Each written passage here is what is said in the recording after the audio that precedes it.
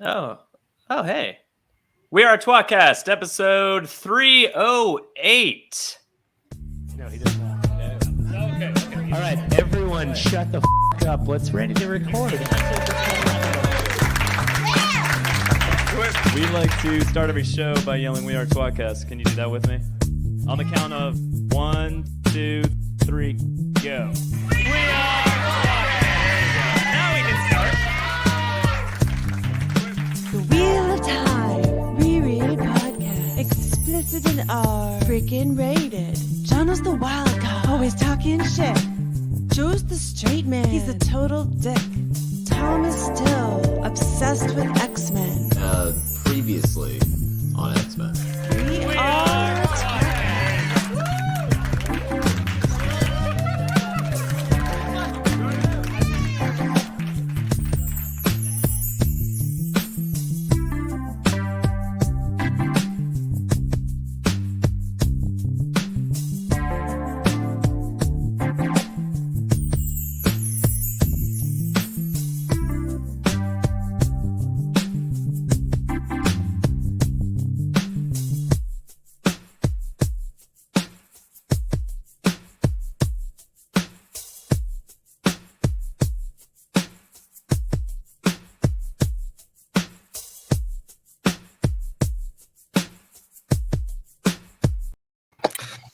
I always leave that one running way too long. I feel like you were fucking with me every time. I think it's perfect. Viewing tWoTcast, or maybe listening. The Wheel of Time reread podcast, now covering season 1 of The Wheel of Time. With me, as always, is Jono. Jono! And I'm Joe, and Tom is basically 99.9% of the time, except for last week, here. Yeah, study your math. Tom, I was so pissed. Like, I'd already, mentally, it was my intro. And I was like, and Tom is always here. And then you're like, I'm not going to be there. No, I thought I had COVID for like a hot second, but I kind of did too. I'm actually shocked that I don't. I had the sniffles. In a great turnaround, I'm excited to see you guys tomorrow, considering both those pieces of information. Well, I mean, I don't have COVID, Jono, if that makes sense. Yeah. Guess what? I don't have. Violet got really sick, typical and she has a horrible cough. Yeah, typical and then New Year's she, Eve face looking. got me sick. That's out. Yeah. One at a time. You No. go first. Zilly Bane. Zilly Same. I'm just saying That's what we can't lick faces tomorrow like we usually do. I mean, yeah. Well, I mean, It's to be on the safe side. we haven't licked faces since before COVID, though. Oh, well, in that one brief Assholes. period right after the vaccine. Oh, yeah. That face licking party we went to, that was fun. Hey, by the way, I'm getting my booster shot soon, so back to face licking. That's all I'm saying. I already got my own booster shot. I kind of jerked off upside down. Same thing. Got it right here. Stuck in my beard. I didn't need any of that. Oh man. Off track. So, all right. We should dive right into this because we're going to Yeah, I just rant did. like lunatics for probably way too long. Yeah, I guess, Joe, it's your intro, but I just want to apologize in advance. I'm probably going to fuck up both segments of this. Why? Because I've got a lot of thoughts. You can say your thoughts. You're not I'm excited. I'm mess excited for anything your up. thoughts. They're all Yeah. negative, so I don't want to do that. They're not all negative, but I don't want to do that. I'm just saying, look, I'm going to fuck up. The whole point is to do this in two sections. One is like for those who have not read the books but have watched the TV show, and then the second section, which is for those who have done some combination of the two. And I can't even bad news. We went extra far. B, yourself, as they say in Latin. So there you go, Joe. That's my You got a lot of handwritten notes there, Jono. Yeah, and I can't read my own fucking writing. You want to see my notes? Yeah. It's a blank page with our logo on it. If it had been the Big Lebowski, just like a fucking like outline of a dick. Just a dick. Just a dick butt. What if it was the license plate from MacGruber? Fuck yeah. Oh, side note, I am still coughing a lot, so if I randomly mute and just go like on video, like I'm not guzzling a dick, I'm just coughing. I'm hacking cum out of my throat. COVID. You have COVID. Yeah. It's obvious.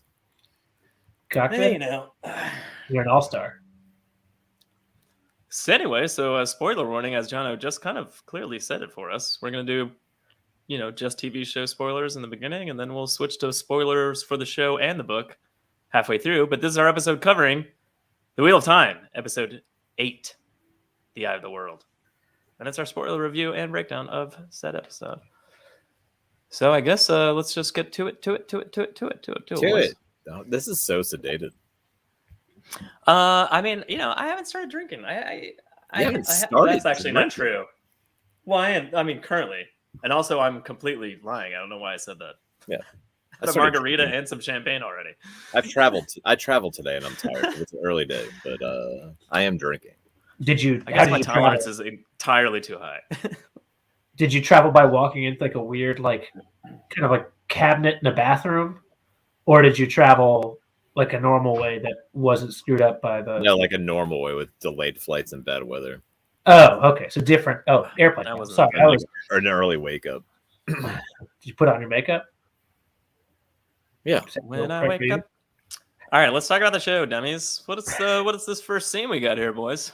Lews Therin and Latra Pussy. That's To come, pussy to come. It's pussy to come. Yeah. Did I write this? That is. I mean, goddamn, you didn't start us off on the right foot. I don't know what there would be. What it would be. Next scene. I didn't even notice the last name. I fucking love, like, first off, every Asherman at Jordan Con probably nutted because that is what they all kind of wear. It's fucking sharp. You think so? You think the Asherman are gonna dress like that? What's an Asherman? What are we talking about here? I don't know. Are we doing a spoiler-free show review, or what changed? It's Ashy Man. It's just like after you get smoking, they kind of get stuff all over them. So Anyway, that job. I don't love the dragon thing on it. It's a little too garish and ugly. Pin? It looks like, honestly, like the symbol for a hurricane or 69 that just kind of lost its snout. I almost got a close up of that, but of him, like chest high, and it would have been visible, but I didn't. So is it a dragon? I didn't get a good look at it. It's a dragon. Yeah. It kind of looks like a dragon. Is it? Thing. Okay. Yeah. So I wrote 3,000 years ago, Lews Therin, exclamation point. We have a chance to cage the Dark One, keep his power from touching the world, and then she says, you'll expose the one power. You fucking men are so stupid. That's paraphrased. Fate of the world in a fancy nursery. That's what I wrote. It's weird that she would come to his baby's room to have this conversation. Especially because it almost gives the appearance that it's their kid together, which if you've seen Winter Dragon, not a spoiler, you have to have seen Winter Dragon, it's not their kid. It's Billy Zane's kid. Yeah, it's not Billy Zane's kid either. What? It's Max Powers' kid.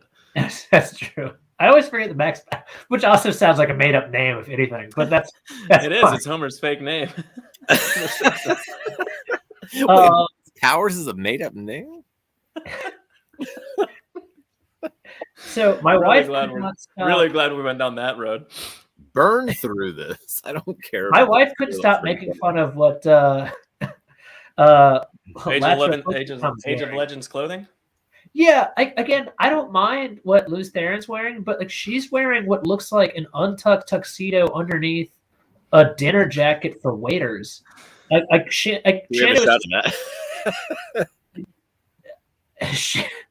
She's wearing kind of similar clothing to him. It's just longer for like a woman, I think, and a different. It's more like it's more like an Ebenezer Scrooge nightgown. Yeah, it's 3 different nightgowns pulled together. You know, it's weird that we're here with buttons, with a lot of buttons. So she says, like, you know, what your decision is tomorrow is going to, you know, obviously very important.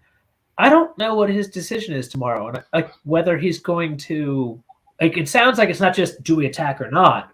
It sounds like, because she says when you confront him, him being the dark one, as if he has something to decide once he gets there, which is interesting. Yeah. What does that entail, I wonder? I don't know. We can get to it in the spoiler part, but I don't even know if I've got an answer for that either. anyway, so again, it's a very interesting scene. In general, Mhm.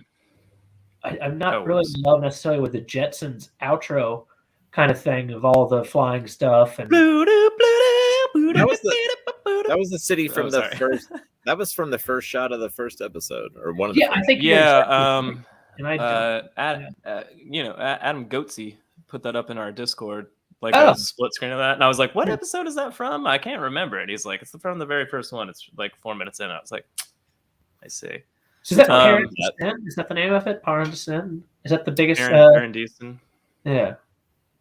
Yeah, But- I don't know how you pronounce it. I've only heard it in the audiobooks, and I don't remember That's how to definitely Parent It's probably Descent. wrong in the audiobooks. Either, yeah, or in this. Yeah. Anyway, Is that thing in the center of that the eye though? Because they walk past that, or wait, or is that not the same thing as the? no? center? That should be 1,000 miles away at least. If no, is that thing in the center there? Don't you think that's the eye? Yeah, Joe, Lan and Moiraine, I think, like ride by this city in Yeah, the first episode. Oh That's yeah, that's right. So this yeah. city has That's why I think it's nothing to do 1,000 with- miles away. Yeah. I forgot where the first shot was originated, or like where it showed that shot.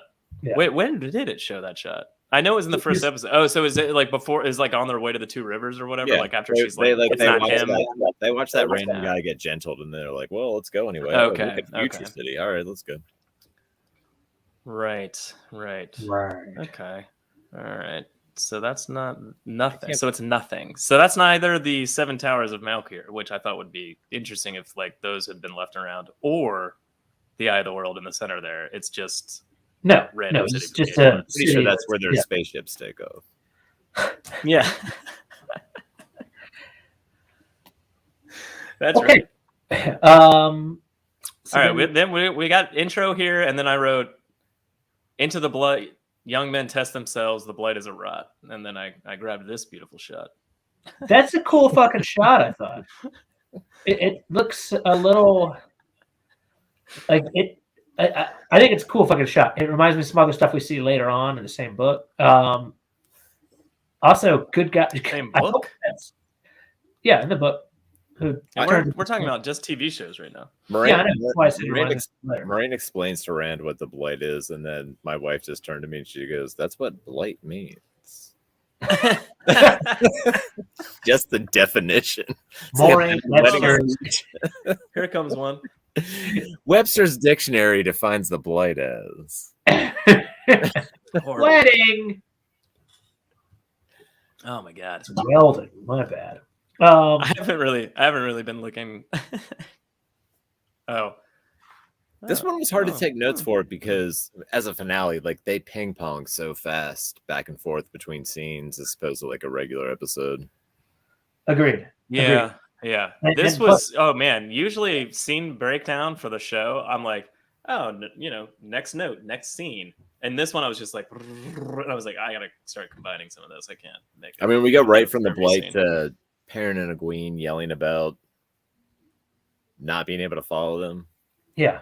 How did you feel about that when Egwene just says I love him and Perrin's like so do I, and then she's like let's get really close and hug, and I was like, man, it was just revealed like real recently that he's like in love with you. Well, Tom, it's answered very simply because she goes, "Hey man, are we okay?" Are we And then cool? he's like, "We're always okay." And then she's like, "Okay, cool. Let's snuggle together then. Nothing's going to be weird about this at all." Yeah, it is an interesting juxtaposition of like, don't worry, as we revealed in the last one, we're definitely not fucking, but let's sit on the bed together and put our hands together. It's fine. And heads. And penis in the return. That's what friends do, Joe. It jumps from there quickly. Like, do you think it's weird that Rand and Moiraine walk through the blight and like they constantly keep getting these like pretty nice views of the Seven Towers or the Trollocs right here. attacking? Or Yeah, they can just like they're still walking, and yet theoretically they can just turn around at any point and go, "Hey, check that out." yeah, I think they're Look at that. like they're circling around. It's to the so blight. Maybe. again, things It's almost like they're walking on a very small television set. But it's with bad. screens. It's bad. That's the thing. It's not that bad. It's this, fine. no, that's not necessarily bad. Although that looks nothing like Seven Towers. To my mind, it looks like I joked with Jono after we watched this. I was like, it looks like some kid playing with wet sand on the beach. Yeah, right. I was about to say that, and I was like, they're obviously about to make this joke. But like, so what's funny here is like, this is, she said something that grammatically ruined my fucking mind for a minute. She said it's getting closer to Tarwin's Gap while they're staring out there, and obviously the blight is. Yeah, the blight is getting. She doesn't say the blight. She's talking about the Seven Towers, and then it. So it is the closest word to Seven Towers, or closest. So therefore, the only assumption. Oh, that's why you preface this with grammatically. I should have stopped. I was losing my fucking. I rewound it 3 times. No, because she never says the blight's getting closer, and then that's what she's talking about, though. Why would that be true? She was talking about the Seven Towers the whole time, and then it's getting closer to Tarwin's Gap. Are we getting caught up on this? I think it's awful fucking writing. I absolutely do, and I am in fact quite yelling about it again. But know what I wrote? Would you sit on a fucking tree after you just saw someone growing out of one 5 minutes earlier? She says, "Don't touch anything," and this is by the way, don't touch anything. There's someone literally like growing out of a tree, and they're like, let's just sit here. I think it's gonna be fine." Also, fine, I think exactly the first thing my wife said. She's like, "Why are they sitting down?" Like literally, what are they doing? She also says, "Don't touch anything," and then moves like a vine out of her face with her hand as she's saying it. I think like 5 seconds earlier. It's fucking. Let's sleep here. Anyway, so we move on to, I believe. Oh, Lan sits on a balcony. I wrote. No, we haven't. No, we've moved on to this. Hell, no, I'm saying just no to this. Oh, no, okay. I not even everything you've seen in this show is how much the water bond means to him, how to all of them, and how desperately dangerous this is. And guess what? By the way, if Moiraine dies, he pretty much dies, or we'll make sure that happens.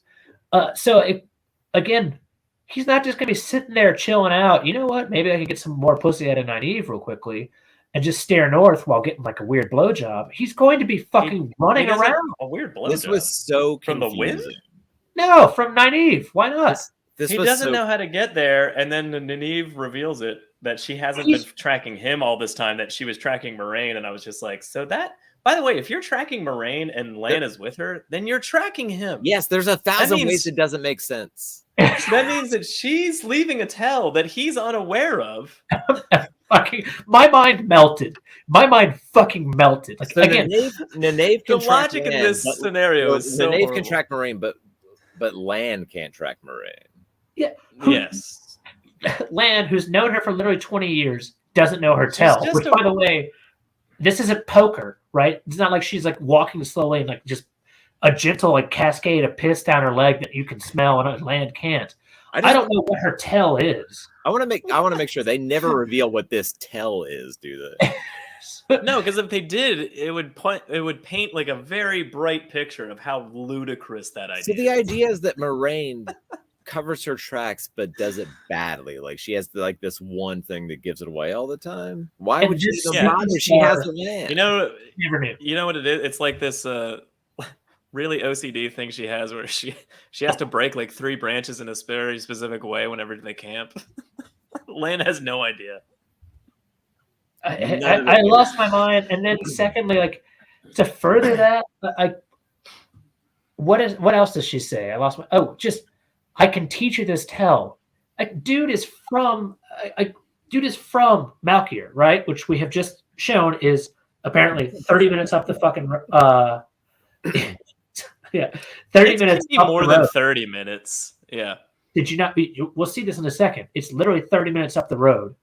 He can't figure out to at least, I don't know, run north through the blight. There's only one direction to go, apparently. Can he not follow them from Pandora, see where they entered and follow it? It's confusing as fuck. It's so the most ineffective person that ever lived. Also, it's not like Moiraine and Rand are like, I don't know, really covering their surreptitious tracks right now.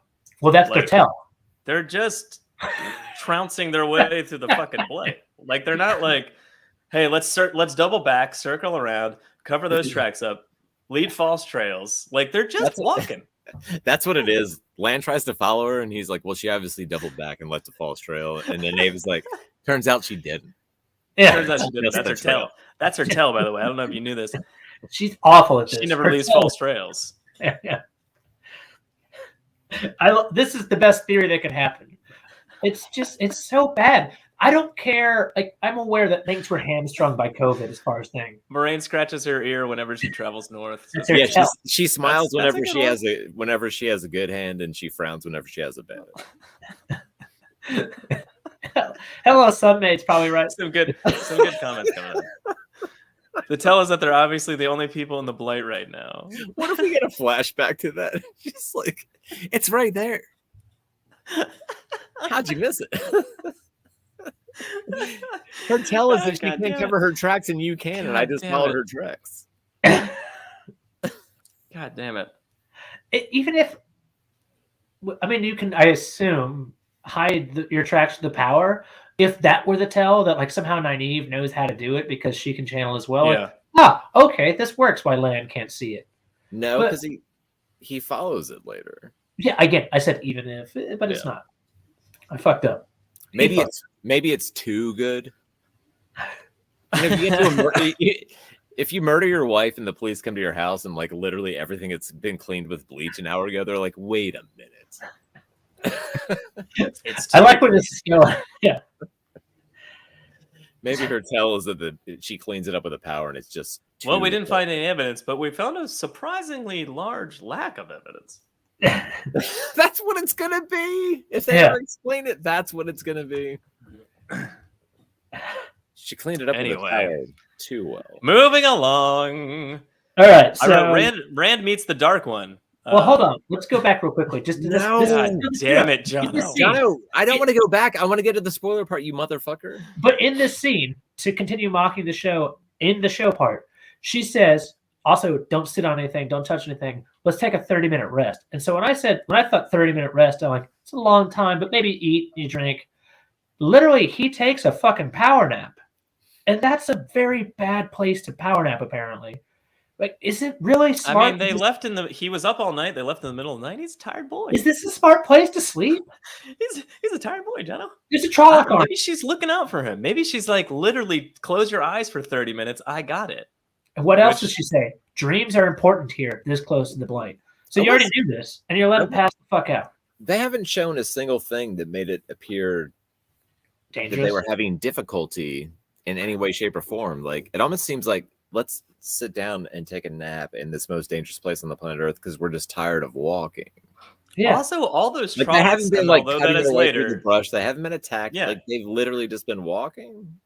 the Trollocs like gathered in Tarwin's Gap, and they didn't see or run into or pass them in any way, shape, or form. Like at least one, like shut They the didn't fuck up, notice shut your the fuck tail. up, and cover your mouth while like Trollocs go by. Like Again, they circled around. They're doing Yeah, a that's circle. the tell. oh, she travels in circles. Obvious land. It's a great serpent ring, great serpent. Yeah, they just been so Nynaeve can walking. track that in her sleep. Traveling in circles. How stupid are you? So now we go to this dream, which is pretty cool, right? I honestly, I like the actor who they have playing. Well, I guess we have thoughts, but I like the actor they have playing Balsamon, whatever we're calling. The dark one. The bro. dark Bro, one. What do you? Well, if you pause this it, guy? it's the dark one. Chest coat, turtleneck, suit coat, pirate pants. He looks like a guy who got wasted at a fucking wedding and woke up the next day, right? Like, He really does. I mean, my I've wife seen that literally guy said before. I've seen all three of her them. one takeaway was, why is the dark one wearing an untucked tuxedo? Why the hell did he take his shirt off? Why are you telling dress like a chicken? He does look like that, but I mean, at the same time, it's kind of cool looking. I don't mind I it. don't like that it's not congruent in the front, like as far as like just length. Like they're not the same length. It like steps down. Like when you see him from the front, like square, it like makes it like there's like a cut and a fold and a cut and a fold, and it goes down like a specific way. But it's also very strange. But also, it's those guys in the Age of Legends, they don't know how to dress. I guess so. You seen Winter's Dragon? I have. I do love like this, like the freeze effect that's kind of going on here, like his, I'm sorry, the fire eye that affects. Like I couldn't remember it. Freeze, fire eye. Like when Rand fire eye, freeze eye, same thing.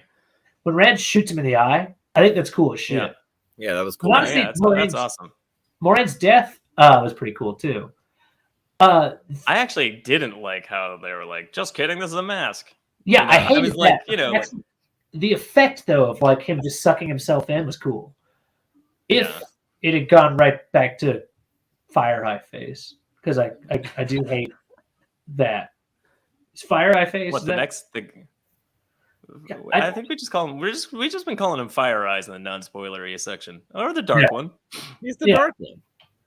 Yeah, I like how they. Well, we were calling him Fire Eyes before in like earlier episodes because we didn't want to even tell people that it was the dark one. Like we didn't want to be like, it's the dark one. Well, now they know.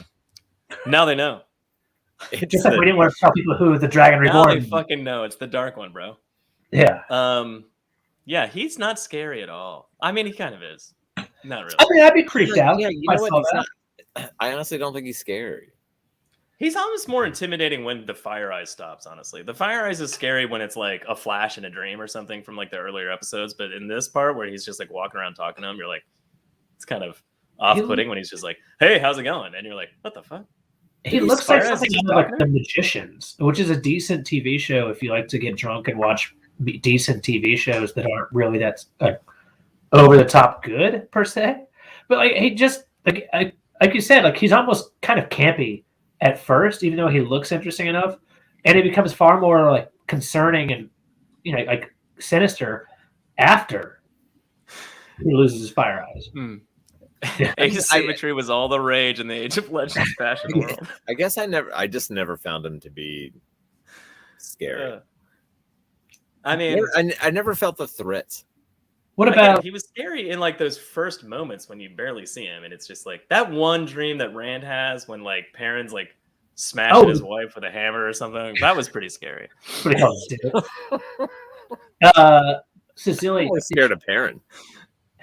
Yeah, that's true. Instead of him being scary, did you find him kind of posh, maybe? Yeah, a little bit.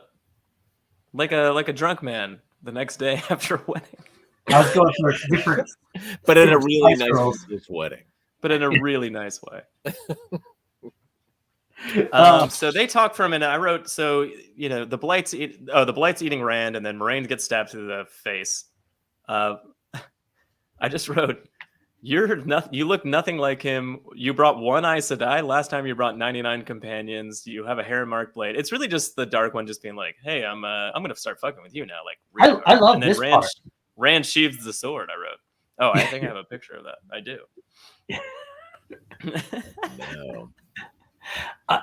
I love, like, look at how fucking just carefree he is now. Just, one leg over he does not get, he's just like sitting, he's like, oh, you're going to kill yourself? Oh, I think this is actually kind of fucking cool. This is really sinister, right? Like, oh, you think that's your father? You stupid dick. Like do you really think that's your father? I know all about you. And I loved where he was about to go with this next part of his speech about kind of like, let me tell you about, like what the tower is not going to tell you. That's the type of stuff I think that really could bring a lot of self-doubt to Rand. Instead, Rand brought Harry Carey and just killed himself. Harry Carey. I agree. I wish I could do a good Harry Carey impression. This is pretty character for the dark one. It was pretty scary. I like this part. I agree. I did actually like this discussion was kind of fun. Yeah. Of the things that upset me in this episode, this conversation was not at all. Honestly, like the things that upset me are almost kind of like the first part and the last part. And the last part's 30 minutes long. There you go. I was like, last part. So we find out Moraine's plan here. which is to Yeah. So go ahead. Are we there? Yeah. Yeah, we're there. Yeah. No, I was having Rand's basically like, "What's our plan?" And he goes, and she's basically like, "The sighing rail is my plan. It will increase your power when you channel into it." And then he said, "What do I do with all that power?" And then she says, "Put him back for another 3,000 years in his prison." So and that's when he sort of like chuckles and he's like, that easy, huh? You know, kind of thing. Like, and I'm just like, I actually kind of like the discussion between them two. It's kind of funny. And then he does throw out that little bit at the end where he's like, "You thought it was going to be a queen, didn't you? That's why you started training her like outside the tower." I like and I was that like, a lot. "Oh, I kind of like that. Was a kind of fun bit to stick in there too." And she doesn't say no. She's just like, "Yeah, I did." You know, kind of like she doesn't like basically. Would have been a lot easier. She's not like, no. She was like, "Yeah, I did think that." So non-spoiler, I think this is an awful fucking plan. I think that's pretty obvious. Like even, just in general, this guy who has channeled maybe twice, I think is that where we're at? 3 times. Once, what was the third time? Once in the waves, once against. I feel like there was a third. Maybe I'm wrong. But and then your hope is to give him this massively powerful thing and just say, "Hey, good luck to you next time, or this time, I guess. Please, don't fuck up." Yeah. I without spoiling anything, because I think we've all read the Bible that is Harry Potter. Obviously, root strength isn't just the only thing that matters. You need to have at least a little bit of training, hence Hogwarts. And again, you got to play a little. You got to play a little bit of fucking Quidditch to catch one of those keys that are flying around with wings. You know what I mean? But Moiraine makes it clear that she can't teach Rand how to channel, because if she did, it would, like when he was practicing with her, the power would be tainted and he would go crazy. Yeah. So they can't do that for that reason. So as was just flashed up on the screen, Moiraine, at least Rand is using the sword. He got his first kill. That's he stabbed himself. That's the joke. Second kill. He also killed the Trolloc that fell on him. Right? Is that how it happened? I don't remember anymore. Did he? I can't remember anymore. God, you guys drink a lot. Did he kill non-speaking Narg, or did that was Guard? I don't remember. No, he did, but not with the sword. Oh, okay. So we get a quick like Nynaeve thing here, and Egwene, and it's they basically are like, it's kind of the same thing before Belltime, and they're just saying, "What do you sense?" And they're listening like to nothing, the wind. and Egwene's like, "I can sense the oncoming battle." And Nynaeve it's way worse. Nynaeve hears nothing, and Egwene hears Trollocs. She hears that it's like I don't know how many times she says, like way She stronger says she says 1,000 times worse than Beltane or something like that.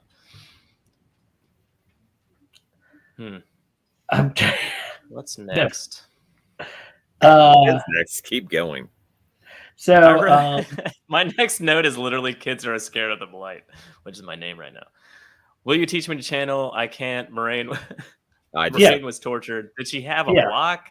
And then I wrote, "When you need it, it will be there, and when it comes, put it into the sighing rail." That's back to their masterful plan right now. But this is when the giant branch falls, and they're like, "What was that noise?" And then even Moiraine starts channeling, and I'm like, What do you think it's gonna be? Briefly funny. There could be literally 10,000, 50,000 Trollocs there. Why not? Or nothing. Yeah, but it's not. It's just a branch. It's just a stick. Even the second time through, I was waiting for something to happen, and I was like, "Oh, that was just it." It does make it just seem like a very lame, just dead forest. Trolloc talks right. Nynaeve's sinuses are all stopped up, hence why she couldn't smell the wind. That's gonna get much worse later.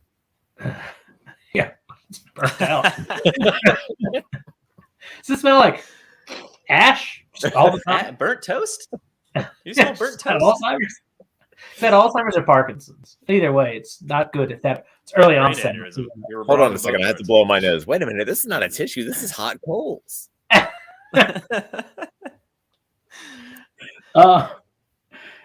So yeah, after that, we've got this. We have the brief Min encounter.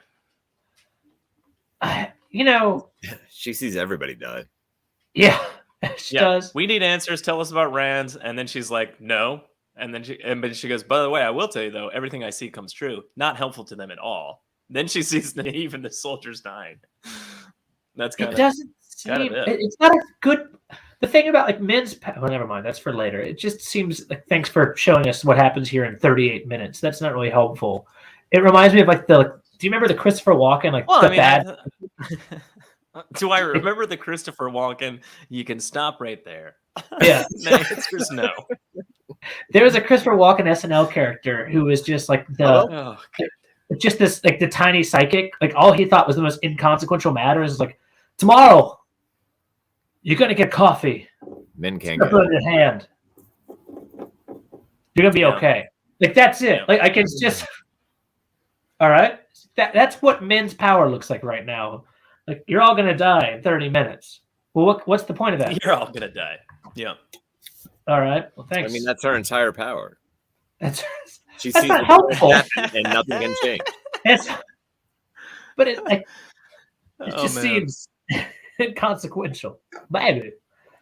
Kind of going back to what we were saying earlier, we get the quick like he knows we're coming, and they look back the way they've come, and they can see the Ooh, Trollocs leave heading that towards up. Starling's Gap. Leave that up because this is the thing that probably made me yell for 25 minutes. Clearly, we can see Faldara there, right? That's Faldara in the background. Yeah. That well, Or it's Starling's Gap, and then Gap, way by the way. back. Yeah, What is that? 3-4 miles away? 3-4 months. I mean, Not it could be even. 20.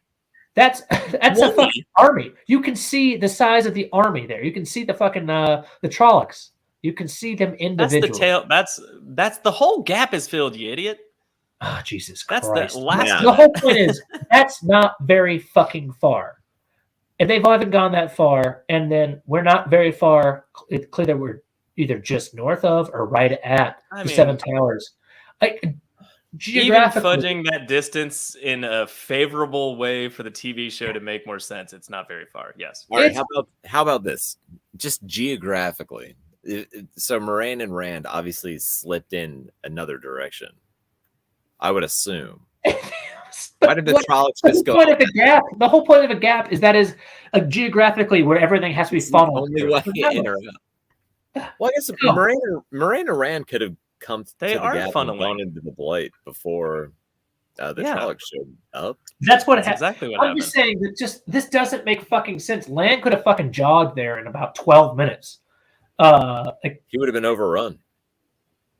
John. That's an excellent question, though. To be fair, like where is Lan at this point in time? Oh, he's on a balcony. He had to have gotten Brooding. through before the Trollocs. it's He Yeah. had to get through before the Trollocs. it's very Right. true. Either that Also- or he killed like also- 3 in a jog. I mean, if there's one thing we know about Lan, if there was Trollocs in between him and Moiraine, he definitely wouldn't go through them. Yeah. I'm just saying he would have died getting through that. And he would have hated that. He would not have done it. Yeah. But anyway, so where are we now? The Eye of the Worlds- yeah, We are at the gap won't hold. Algamar prepares his No. fortress for battle. Do you think this fortress and the gap are well set up? No. Not at all. You Not at know all. how like they ride up to the gap and there's a wall there, which is I Yeah. think more than they had in the books. Spoilers. That's true. Yeah. But like they have giant holes in the wall so they can ride cavalry through, and they split into those 3 columns and they ride through to fight the Trollocs before then falling back to the wall, I guess. But like it's very odd. I don't mind the gaps because you Or have they to have ride those- into the wall and that's Yeah. it. Yeah. Are they just riding into the wall to man it? Maybe I would assume that there has to be Wait, a did they gate. come on right? the other side? Can I ask We you a didn't- question? Why aren't Yeah. there people Yeah. already at the wall? There is. There's just not like a There's huge a force few, there, I but- think. You know, it's funny. Annalise has been saying a couple times, like, "Hey, I told you they were massing." Which, by the way, if you're not, how she knows and the others don't is a great fucking question. That's kind of just confusing as fuck. Anyway, I think she's been seeing the signs, just like more raids and frequent, and she's just like, this means danger, and like he's been ignoring it. I don't think it's like so on the nose that like she's like, What I I'm know that saying there's is going to be a he's a huge shit battle. fucking I think lord. she's just worried, and he's like, you're worrying for nothing. It's He is the leader of Faldara and in charge of the Gap and the Trollocs, and she's like, "There's a lot of Trollocs coming." And he's like, "Why don't you stop being such a worrywart?" yeah. Yeah. What do you want to do? Calm the over fuck down. We're wrong? only the first defense and last from the blight, Yeah. It's just it's which, so as we all fucking know, dumb. means the rot. Calm down, you're crazy. Why not build two of the same fucking that? It's a very almost impregnable looking. Why are they charging wall into the concept? wall? That's what I'm confused about. Sorry. Go ahead. I would have loved to see Algamar get to the top of the wall or whatever his spot was and like jump off his horse and then the horse run back down the stairs.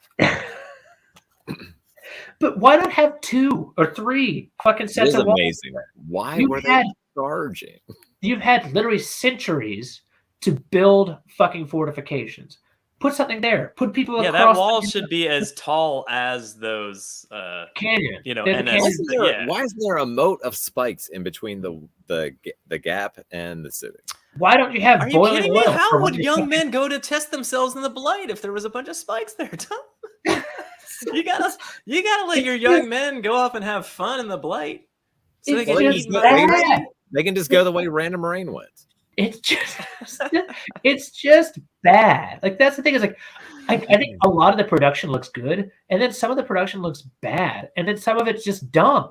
And this is like that's the thing about the show is I want to love this. And yes, Hello Sunmaid says I feel like this portion got badly affected by COVID restrictions. She's probably 100% correct, and I'm sure that is a very, very valid point. Minus the fact Agreed. that Here's a follow-up point. We don't get to give COVID passes after this season. Like we're Yeah, done. Right? I mean, like no more being like it's because of COVID. But also, No, we season can't- 2, you better fix. it's still a lot COVID. of Though. things that we need also, fixing. we also can't use that to judge the show. Well, Yeah, I know. Why not? Yeah, you can. yeah, we can. You can't. Maybe I'm not. not going to. I'm not giving anyone a pass. Like, Okay, so yes, we can just say fuck that. But again, even with let's say COVID, we can only have X number of people. Maybe that's what hamstrung that fucking battle with not Doom Eyes Wells. What the fuck is it called? Where Logain was there, right? Maybe that's why it looked so shitty of like 8 people just fighting in the woods briefly. But here you can at least throw some fucking fire at people. You don't need more people for fire. In fact, you probably should use fewer. So throwing burning oil is a 100% normal siege thing for resisting of make him look halfway smart instead of just I've put 40 people on a fucking fortress and we should be good. is the city defensible? It's massively defensible by the looks of it. Then why? I don't understand. Like the point of like every single guy is going to the wall and everyone else has to abandon it, and then Not the women. The women had a very cool point. I liked that. No, but they were supposed to abandon it, and they're like, "No, wait a minute, we can defend this city." Like, No, he says the women stay. He tells the women to. children. Okay.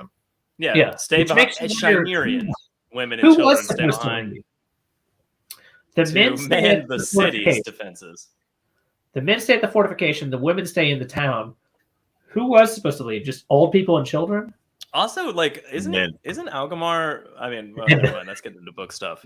Yeah. But Yeah. I mean, It's gonna be a long night for everyone watching this. it is. I'm trying. Yeah. I'm trying to like pick and choose what I say right here. I guess what I'm saying is just militarily speaking, It's bad defense. Just a bad way of doing it. Even if those are the fortifications that you're working with, still bad deployment of your troops. I don't know what you're doing. They don't either. Also, there's magical armor here that's protected our line for God knows how long. And it's not really magical. She just kind Is of it like gives as- it some weight. And he's I like, hope I'm it's not not. wearing that. And I was just, it's not. But even if it's a fucking like, I don't know, like a baseball player has a freaking lucky rabbit's fucking pocket Yeah. and he hits home runs all the time. It's like, just fucking wear the armor, dude. Like, I don't, what's the problem? I need my Especially armor. for Fuck you. speed. And you're like, why are you being so contrary, Algamar? He's a dick. So we see the Eye of the World, by the way, Rand does. Do you have a still of that? That looks like a mining thing from like Skyrim. Like is what that looks like. It's kind of creepy on its own, but I never played Skyrim, but okay. you missed it. It's a great game. But that just it looks just I don't know. It doesn't do it for me as where the Dark One's prison would be, or the Eye of the World. In terms, and we can get into this in the later part, but in terms of how they changed the Eye of the World, it works. Works for me. What's the next thing? Oh, so at the Eye, what is this place? Tower Records purged from. Oh no, wait, that's a little bit before that. Go ahead and get there. Yes. Yeah, now yeah. we speak to Purge. Yeah. This is where Tower Records purged by Dark Friends. I wrote. Pieces don't fit together. I fought here. Someone here. The Dark One. Yeah. But he looked like a man. This symbol, and then Rand touches the ground. So it's kind of like Rand having memories, so to speak, of like what's of being here before, kind of thing. Yeah. I don't love it because technically, if it's your memory, wouldn't you just be seeing it out of your eyes, and you'd just be Well, seeing? it's kind of like when he saw Dragon Mount, when he's like, I think I've seen that before. Yeah, but he probably Yeah, saw and he it, would know. one-on-one. Like he may have seen it from his own eyes, as opposed like what I'm saying here is like he's just sitting there and goes, he's Oh, watching. you mean when he was born there? He's presumably he's watching a 3,000-year-old version of himself fighting the Dark One. No, you would have just seen it. Mhm. Your Like, unless- argument is he remembered Dragon Mount from when he was there as a baby. Or when he was there in a dream. I don't know why. Yeah, it's talking of the Yes, world. Stuck in the world. Oh, that's what we should call fucking Uno. The Ice Stuck in the World. Oh, I can't wait to get to Uno's parts. Turns out they only needed a few Wilders. Well, let's get to that. Tangeman just fucking wins the entire battle, apparently, with that comment. Also, why don't we call Perrin the Red Rocket of the world, just to keep things going? I mean, that's his name. Instead of My next Nimbles. note is land tracks. Thanks. Sees Next. Malkir. Sees Next. Malkir. Moving on. No annoyed. Yeah. I wrote Algamar straps in. The men will hold the gap, and if we fail, the women will hold the city. Oh, okay. We kind of talked about that already, though. Yeah. But he does go out of his way to say this is Tarman Gaiden. Like That's a let's badass give the pose. people Great fucking let's freeze. give the people of this world a fighting chance, is what he says. And his point being like he genuinely thinks this is the last battle. He's like the dragon's head fucking. He's already with Moiraine. He's heading towards the fucking Eye of the World. Like this is I it. forget. Does he know that one of these is the dragon? Has that been mentioned? They're not supposed to, I think, but like for some reason they all act as if they do. So that part is weird to me because like Yeah. I don't really feel like they. So again, and we'll get more into in the spoiler section for the books and the show area, but like even with what they change and what they're doing in the show, it still doesn't work just within the show part. Like there's gaps. Like, I mean, I mentioned it way back in episode fucking 1 when like the 5 of them, when Moraine's like, it's all about you 5. We have to go. And they're all like, okay. And I was like, they never once fucking said anything about any reason whatsoever that they're important other than Moiraine says it's so. Like they don't like point out that the Trollocs attacked their homes or anything like that. It's just, Yeah. you're Well, important. Okay, let's go. Like that's it. So I kind of feel like it's that situation where you're just kind of like, wow, a little bit of fucking connective tissue Monica. between scenes there would have made this work a lot better if because if Algamar knew that the Dragon Reborn was like heading towards the Eye of the World, he might genuinely think this is the last battle and be like, oh fuck, this is it. It's worth All the men saving. need to ride out. Yeah. Like we need to do this now. You know. I forget if this was before or after, but we have the scene quickly with the Shamael. And Moiraine tries to attack him, and he shields her. Did that already happen? I think no, we're not there. What do I got here? Oh, so this is the part where I was. Oh, so I read I'm my sorry. notes. My notes I are- read my notes a little out of place here. I wrote this is when I was like, "What is this place?" The Tower Records. Yeah. Friends kind of thing. And I think that so looks then pretty. we get. Yeah, and then we get he touches the symbol, and that's when we get Rand at home on the farm with Egwene and Joya. Green and Joya. And then Rand's holding that baby, and that's when you're like, oh shit, like that was a real quick fruition of a min viewing, just like what Tom was kind of joking about with like the jokes on you, by the way. Joya Joke's is on you. Egwene's mom, who looked a lot like whose baby is that? And then 5 seconds later, like, oh, Rand has a baby. Oh, okay. Yeah. Anyway, so let's see. But yeah, that scene's right coming up. I think it might be the next. I think one. that's My right next now. note. Yeah. Oh yeah. Yeah. So Rand is in the fake village thing. Yeah. And then 5 seconds later, foliage. you know, Yeah. she's sitting there kind of going, Rand, wake up. And then that's when Balsamon, the Dark One, is kind of going like, hey, what do you think was going to happen? You idiot. You came here with one eye eye and the Dragon Reborn. This dumb plan is quite dumb. Like the idea that she's just going to attack him. This is the Dark One, and she is someone who is not very strong comparatively, right? Mm-hmm. And this is the plan: is just try to attack him. His response is so just off limits. And then he shields her in a shield, like either shields or severs her, and we'll get into that later. It's kind of fucking cool. So he shields her because you see that net weave fall around her body for sure. Like that is 100% what happens. Yeah. And I'm only basing this on what I've seen in the show. So like and unfortunately the only time we saw that was with a man. So when Leandrin did that to Logain, it was like she sucked all the one power out of him almost, like visually. Yeah. And it just kind of like burst and floated away, like kind of thing. Yeah. That doesn't happen here. Yeah. However, it does kind of like focus in on his fingers, and he's just like, he has like a little ball of swirling cum ball. Yeah. What's going on with his like little rubber band hand ring? I don't know what that is. You mean that ring thing later? No, I don't know what that is. But like the point is, like at this point, he just like he puts the net on her, so he cuts her off.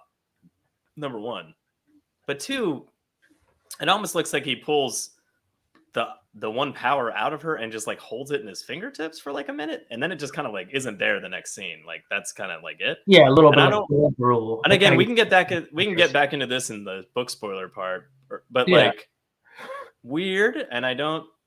But again, just show wise, it appears as though she's wrong and she's not severed. I think actually. Like if I was just watching this from pure show standpoint, I would be like, that was different. It's not the same thing. Something else is going on here. I want to point out real quickly, Tom has gotten up and just seems like he's doing laps real quickly around his table. I just saw Tom get up, go to his left, laps. And then just really doing just good work. I think the cardio is important. The dog was barking. Leave your wife alone. Yeah. Silence. Giotto.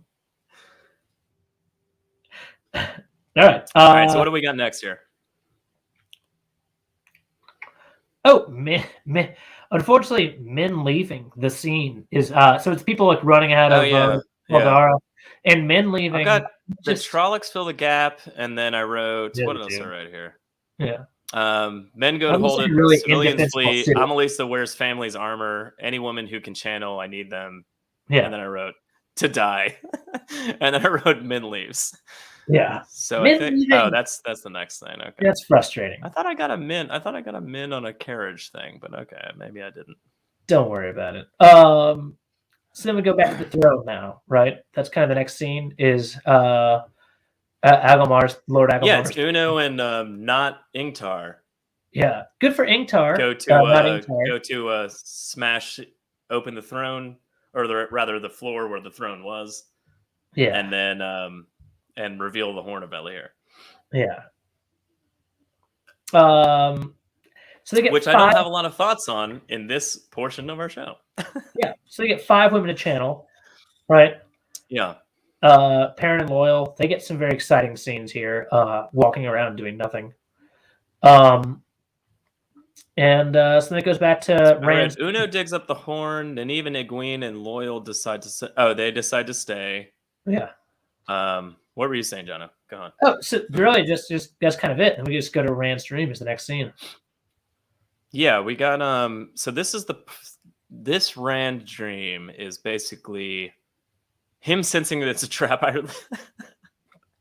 I'm sorry, I'm such an idiot. I literally wrote, "What song did I sing you on your birthday?" And I went, "Happy birthday, of course." Damn it. It's so fucking.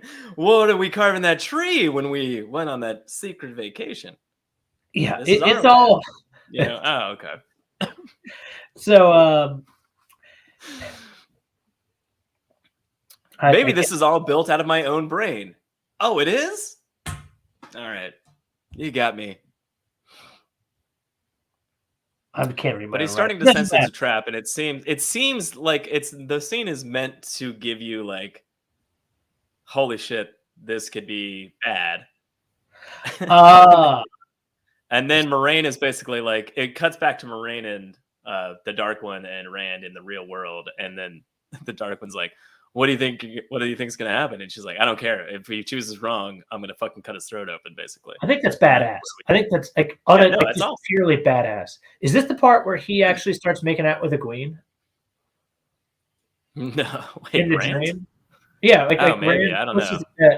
Because this is the portion of the dream where you think like, oh fuck, maybe Rand is like buying into this because it's the next scene I think that you cut back to them when he's like, all right, tell me how to make this real. I'm in. And how funny would it have been? Like the Dark was like, oh well, it's easy. You just channel. How funny would it have been if like the cutscene is just him making out with Balsamon? Like so, like he's making out with the queen in the dream. How do I make this real? Like it's easy. Just like make out with him like holding the Dark One, just like, and Moraine's just sitting there with a knife at his throat, like. Does Moiraine have to start cutting his throat early? Yes. Just in case. Yeah. I felt like she's the person. I felt like she's the person in the car next to me. The light's still red, but she's like, I think it's gonna turn green. But the car's moving forward. Just fucking the knife. Honestly, Tom, I'm on her page on that one. Like that's like it's gonna be a millisecond. You have 1 millisecond to react when shit goes bad, and you want to be like kind of already. You want to be halfway there. Yeah, you want to be halfway there. Yeah, it's the Dark One, like the panel, like the ultimate expression of evil, right?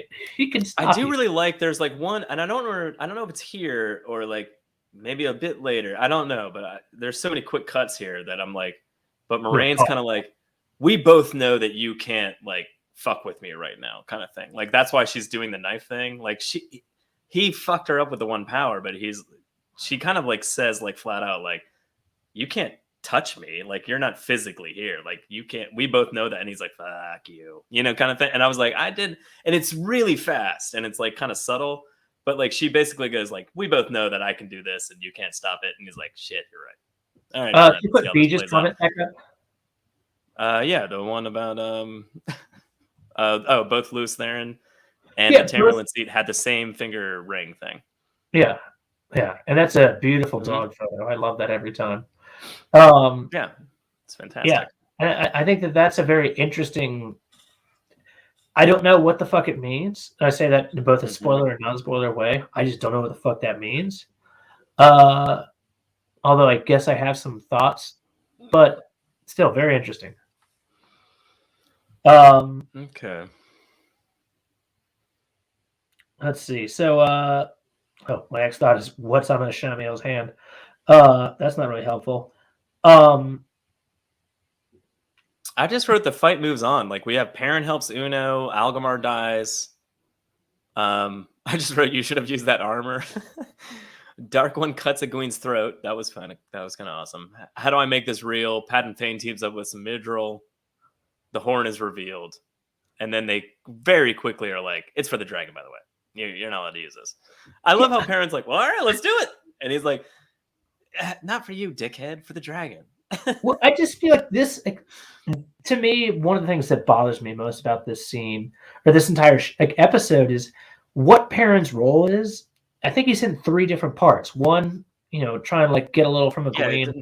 Perrin doesn't make any sense in this episode. 100% sidelined. And honestly, if you were to tell me a few months ago that, by the way, Perrin having 3 scenes in the last scene of the book is still literally infinitely more than Matt, I'd have been like, what the fuck? But I get what happens to Matt.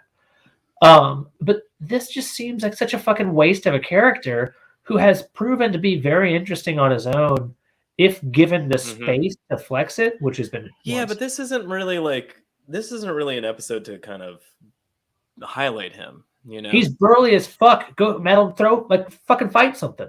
So that's the part that bothers me, because again, the show did not do a good enough job to illustrate that he is currently following the way of the leaf, which is what the fuck? When did that happen? He's just been talking about it. And he was talking to Aram about it, and that's great and everything, but like he never was like, I buy this and I'm gonna start doing it. Like that never happened.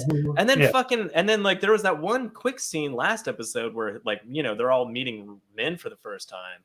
And Rand is like asking about it, and he's like, well, what about fish? Can you eat fish? You know, like kind of thing. And they're like kind of joking about it. And I'm like, wait, is he following the way of the leaf? And that's literally the only indication that you have in the show that he's not gonna like fight and do something. It's very strange, but apparently like but it's there, I guess, if you're like looking for it. I wasn't. But the Perrin we know, why would I be looking for it? So it's like, okay, I guess that's what's going on here, but like it's very jarring that he. So is that what the issue is? Like I did not pick up on the fact. Yes, that is what it is, and that's what that argument with Loyal is. He's going like, "What the fuck do we do? Like I don't understand." And he's like, "How do you just sit there?" And he's like, "You know what? If I need to, I thought he was accusing Loyal. What I do is I ask for help." I thought he was accusing Loyal being an adherent to the way of the leaf, and therefore, like according to that, then what the fuck should we be doing? That makes sense. Yeah. Tom, why is there a strobe light going off on your? Tom, the cops here for your weed patch? Damn it, Aaron. Fuck.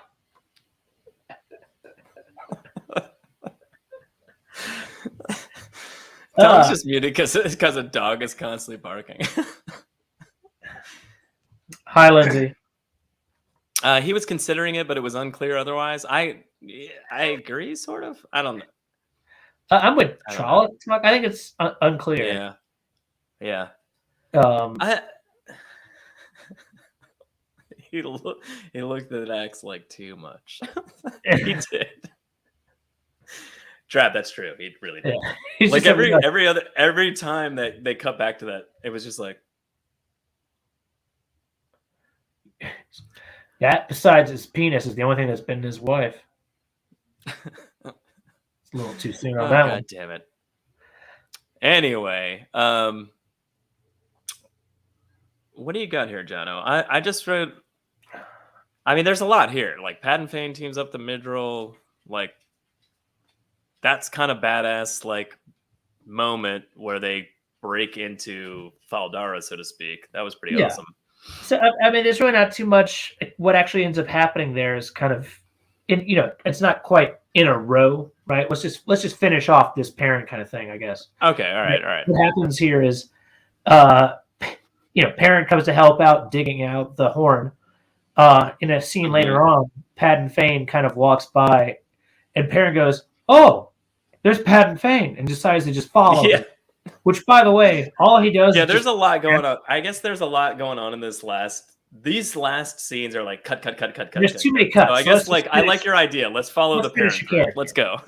So, all right. Parent follows Padden Fane, which is fine, but at the same time, like he doesn't do it with urgency. He just kind of. My favorite part was like he follows Padden Fane, and when he finally circles back around, that's exactly what it was. It was fucking circle. Padden Fane's gutting Loyal, and you're just like, what the fuck? Where's this There's Padden Fane. He runs down a hallway, and then he finally was like, "What's that noise?" And he runs back, and you're like, "What the fuck?" Padden Fane's back in the center room, and then I purposely highlighted this still because I thought it was fucking hilarious because they like dug the Horn of Valere out, and they're like, "Hey, it's the Horn of Valere. It's super important. We buried it. We're only going to use it for the dragon." Fuck you, kid. It's not for you. It's for the dragon. And then they're like, "Oh, what was that noise? Let's set it down here," and then run away. Like, they walk away from it. Like 2 seconds later, like if you were one of 4 dudes unburying the Horn of Valere, and then you were like, "Hey, what was that noise?" You'd be like, "Hey, guy number 3, take this and run. The 3 of us will go find out." Like you didn't just set it on the goddamn staircase and then walk away. Yeah, obviously, this is broken. I fucking loved it. It was so fucking stupid. It's I don't so know. bad. I think my stills got out of order. Well, that's because remember we're kind of doing different. So, like finishing up this, he then has like this nice, almost kind of helpful one-on-one with Peyton Fane, who, by the way, as you mentioned, has gutted several people, including Loyal, with a very important dagger, which we see later on that it's the dagger that Peyton Fane's kind of like one-on-one with Perrin kind of ends the episode, so maybe we should cycle back. But why not just let's just finish that kind of? There's nothing that's really ending for it, but it's just all right. There's a lot of kind of like it's a very cool kind of good way, although it's kind of convenient to get a little debrief of what the fuck's going on and what all is going to happen here. And well, he's talking about balance, and he's talking about how like one of you will be fucked up, or like any kind, and it cuts to Matt super fast at Tarnalon, like kind of like staring up at the tower, like I'm fucking evil, and you're like, what the fuck's going on there? And then like, but he basically says like, oh, I saw how I pushed you for 2 seconds and you picked up that axe. That's interesting. Already like going towards the dark, and I was like, it's not like the way of the leaf is the good team, and picking up a weapon is the bad team. You fucking idiots! Like, I get what you're saying, but like, not really. I bet that anyway, but like someone like him though, right? It was interesting. The speech was interesting in the sense of like, this is happening. You're all 5 important, not just because I know Rand's the dragon and he's important, but you guys are all going to play a part, and it kind of like lays the groundwork for like future seasons, and that's the whole point of that fucking speech, basically, just to be like, this seasons are going to go on, and you're all going to play a role, and it's going to be fucking interesting, viewers. Well, let's switch from them to the Lady Chandlers, the 5 Chandlers, 2 of which are... my screenshots are so dark, I can't tell what's going on here. What do we go? Oh, there we go. All right, so this is when they first link. Yeah. It's a Christmas star, Jono. I did point this out to Jono earlier. I hadn't noticed this before, but like how much power is flowing out of Egwene and Nynaeve and into her is like pretty badass compared to the other 2 women. I was like, that's kind of cool. Yeah, they went out of their way to like kind of highlight like, hey, guess what? They have a lot of power. Yeah, and it's visible right here.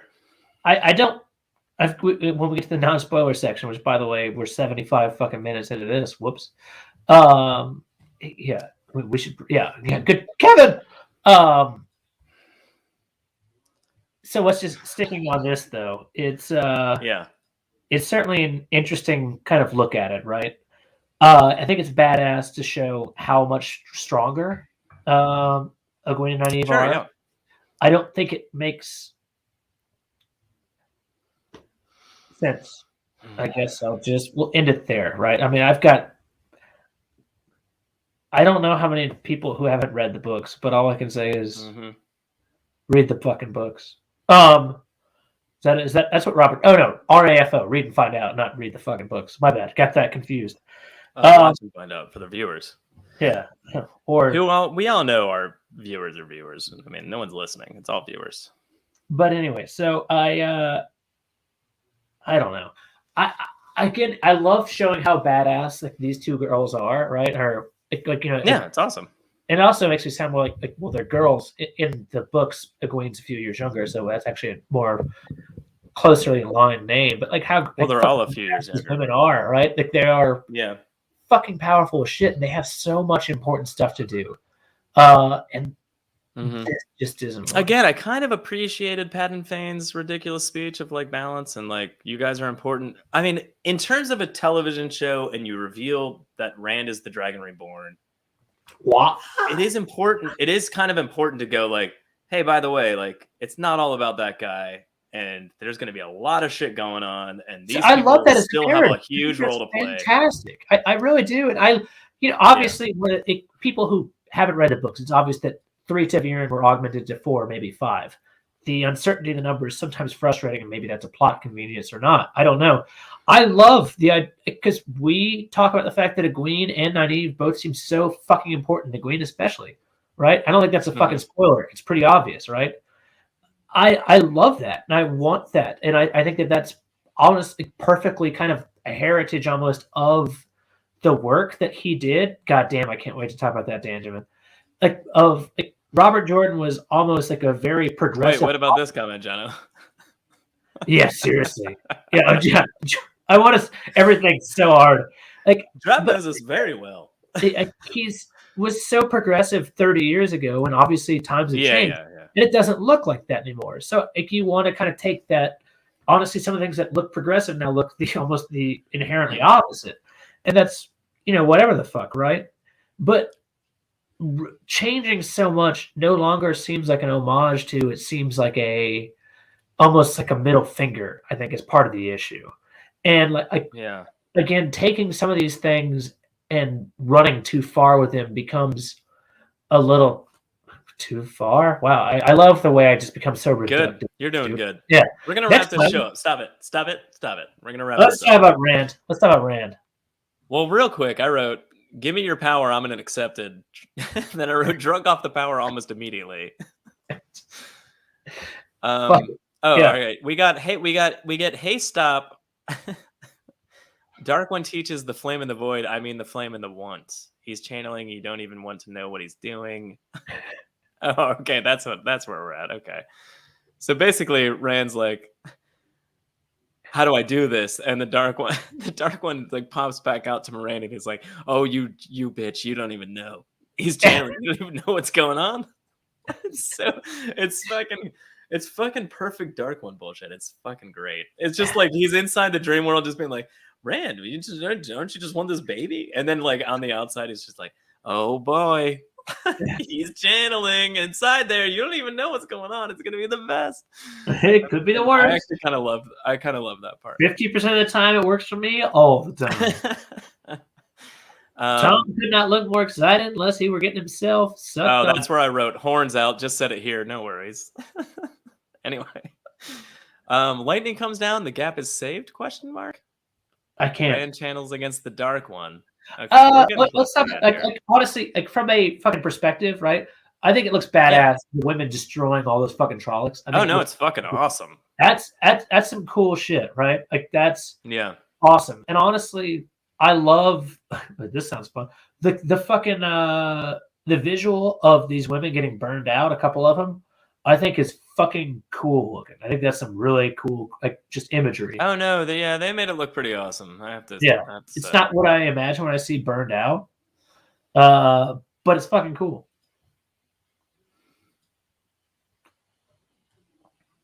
What else you got there? Oh, you get to Rand channeling. Back to me. Yeah, I guess back to Rand, really, right? I mean, because that's really kind of. I mean, we're getting towards the end of the episode here. I mean, it's basically like, this is. I mean, we already kind of talked about it. Perrin runs around in a circle. Loyal dies? ? You're killing us. Yeah, we already did that. So Nynaeve says you're killing us to Amalisa, and I mean we're touching on them being burned out, but that's when Nynaeve is like, "You're fucking killing us. You did it already." Like, because that's a crazy point where like you killed all the Trollocs. What the fuck are you doing? And she's like, "I can't let go. It's too good." And I'm like, "Oh, you fucking bitch." And then Nynaeve's like, I gotta sacrifice myself for Egwene here. It's like bad pull-out game, right? Like you're like, I'm gonna pull out. Yeah, it's really also like, well, that feels really good. I'm not doing that. It's white lightning.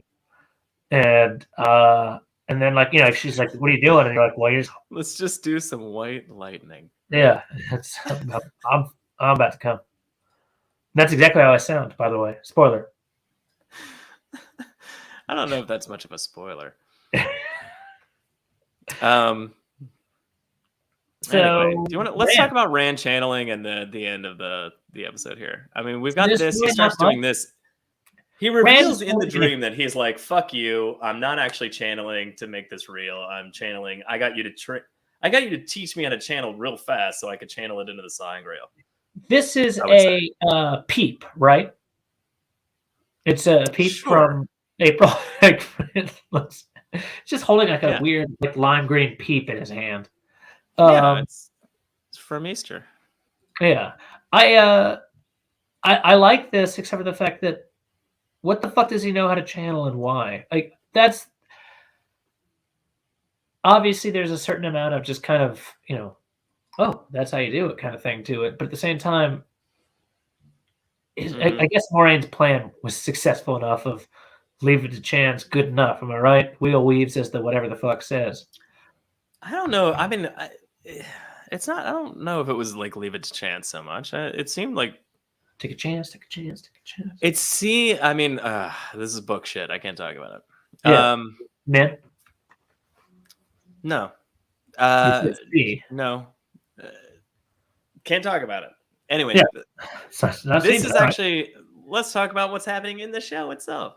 All right. Well, let's finish this. So on the surface, at least what we're seeing is like Rand channels into the Silent Girl, just like Moiraine was saying, and then it cuts out to the real world. He's doing the same thing, which is again pretty awesome. And then kind of lackluster end. Yeah, I don't hate that. It's a lackluster ending. They all go their separate ways. Literally, Land shows up. Way to go. And but before that, Rand's like, just tell everyone I'm dead. I'm going to go east.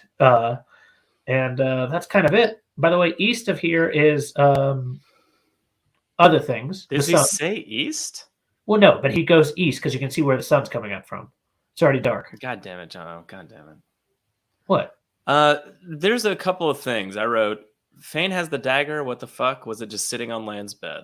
And I guess we can talk about that later in the spoiler section. This is gonna be a 6-hour episode. Fuck me. Yeah.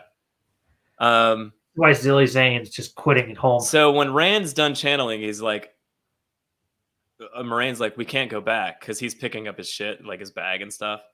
And Rand's like, yeah, I know that, dummy.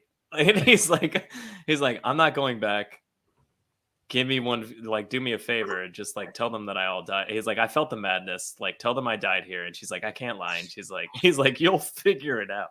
Like, I mean, he knows her well enough at this point to just be like, yeah, I know you can lie without, you'll figure it out. Kind of thing. Like, you figure out a way. I didn't survive, kind of thing. And basically he says goodbye, and then like Rand may be the dragon, but all 5 of you have a part to play. Is like the part where like Fane kind of like says that at the end. Yeah, and it's kind of important. Yeah, it's also massively irresponsible, right? Like my wife did say something. My wife did say something important because I was like, why the fuck would she let him get away?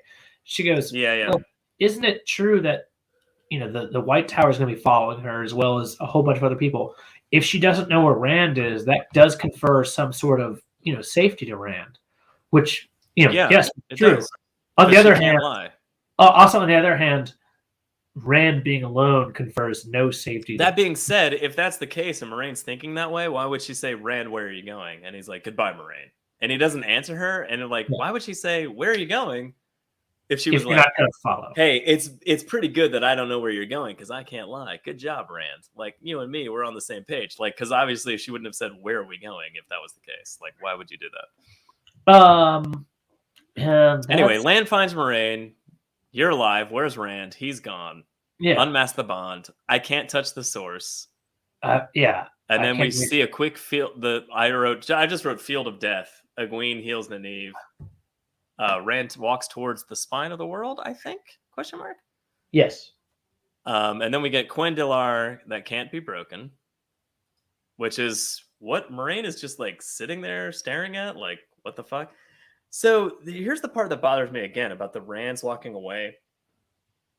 And Moraine's like, what's going on? Like, where are you going?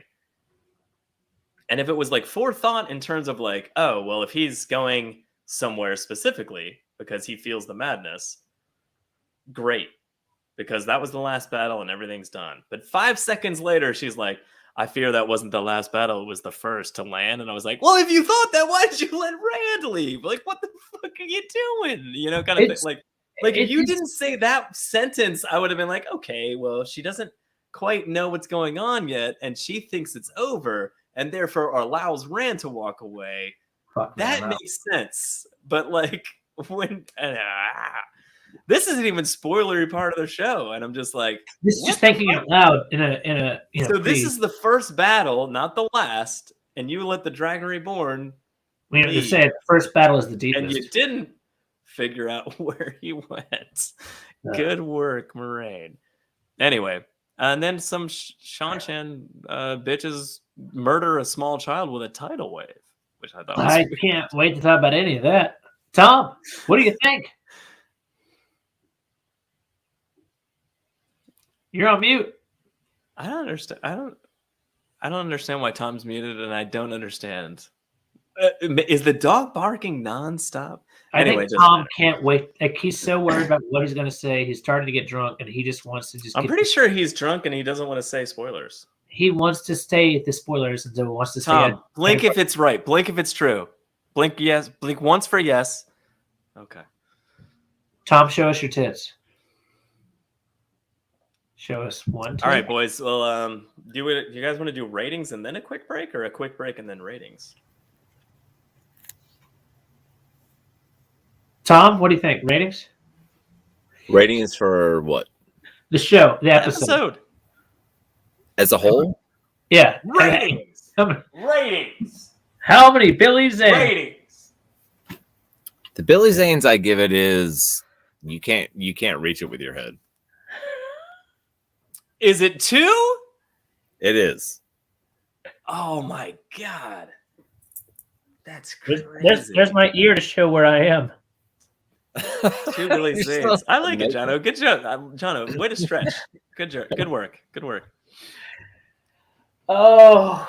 All right, so 2. And that's, Tom, fuck. Wait, what about this, Jono?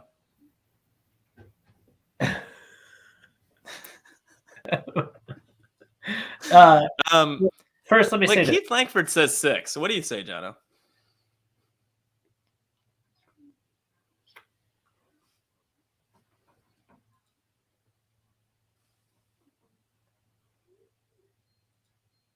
$4.5. Oh, 4.5. Okay. What was your lowest? Is this your lowest ranked episode? It is. Wow. I think there's some cool stuff going on that is Hardcore. Canceled by everything else. Mm-hmm. Joe, where are you? You're leaning better.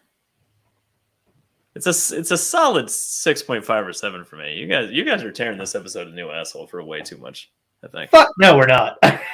Fuck no, we're not. I don't think we are. I'm. Oh God. But no. I think I'm at a 6.5. I'll put a 6.5. I don't what. What do you like about it? I'll tell you what I like about it in the spoiler section of the episode. That's the thing. 6.69 BZs. Other than the legitimate, just like, hey, default is I'm glad this show exists for the most part. Yeah. I can't. I'm about to tear my fucking hair out. Like I don't. What the fuck do you like about? I mean, you get 5 from me just for existing. Okay, fine. All right. You get 5 to exist. You don't get to subtract points. Yeah. Of, like, if they just fucking murdered, like, men on stage, like, just, where does that go? Didn't. Is that still 5? Tom, you're still on mute, goddammit. You've been on mute for 6 years. You get a 5 for me just for existing, and it's still a 2. You went. Yeah, that's what I'm saying. Is you start so here. you start at 5, and then if I started at a 0, it would be a -8. No, I'm. It's bad math, but that's okay. This is tough. It was a pile of trash. So I disagree with you 100%. 5 is my 0, which is what means start. But that's what starting at 5 means. Look, and when I say I start at 5, weirdly enough, I'm not good at math.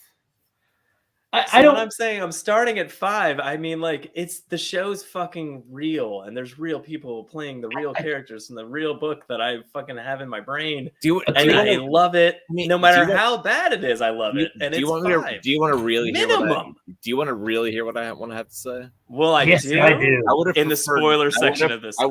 I would have preferred no show. Oh. For today's episode or for the entirety?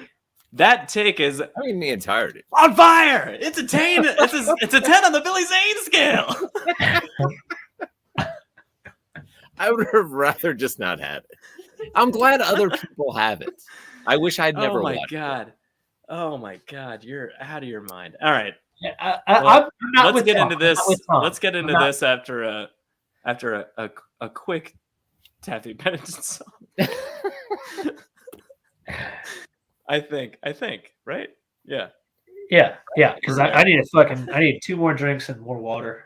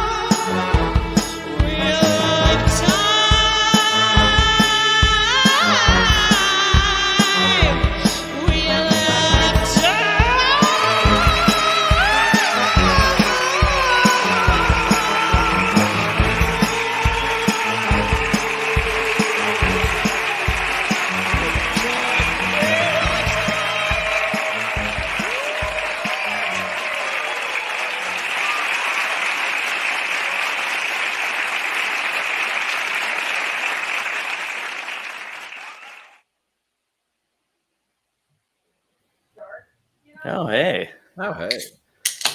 I mean, we're now entering spoilers for the TV show and the books. Yeah, I don't mean in like the worst way possible. I just mean like it's not for me. Hold on, let me put my headphone back in.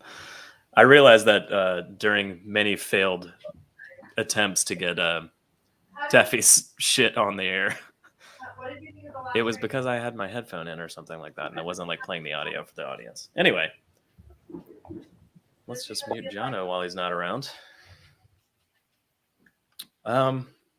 Yeah. So that low, huh? Too? Yeah, it's just not working for me. Which is like, I'm not saying it's like a terrible TV show. I guess like, so the thing that immediately like makes me want to dive deeper into that is like just you saying like, I don't want to watch. I wish this show didn't even exist, and that's like fucking mind blowing to me. Like, I don't as different as the show is, like, I wish I'd never seen it. Okay, I'm glad it. So you wish it existed out there for like other people. Yeah, I'm glad like, it exists for other people, like, but just like I haven't enjoyed it. It's Yeah, it's causing me more annoyance than enjoyment, and I don't care for the thing where people are like, oh, watch it a second time. Like, I liked it even more the third time. Like, I don't want to have to watch it 3 times. Like, I want to watch it once and like, oh, that was good, and move on. Yeah, you shouldn't. I mean, we all shouldn't will have as to. book readers, but you shouldn't have to. Yeah, you should be able to like watch the show. So the thing that I keep circling back around to, I'm not begrudging you for existing, and I want everyone. Oh no, yeah, like that's kind of what I'm saying. Like the thing I keep circling back around to, and it's not about like, oh, how dare you not represent the books that I love or whatever, like that, and that is a concern, obviously. But like, it's the parts where I'm like watching the show and I'm going, well, just as a show, you fucked that up, like kind of thing. Like the part, like I was saying to John earlier about like. Why the fuck didn't they do a better job of illustrating that those 5 kids were important other than just saying it out loud? Like that should have been that's the job number 1 of the first episode, kind of thing. Like there's like little things like that all along the way of the entire season, and you just kind of go like, it all adds up. It adds up. Hold on, like we theoretically are going to do a season overview next week, so why don't we focus on just this episode? Yeah, that's the whole point. I'll stop like ripping it out. Yeah. Episode 1.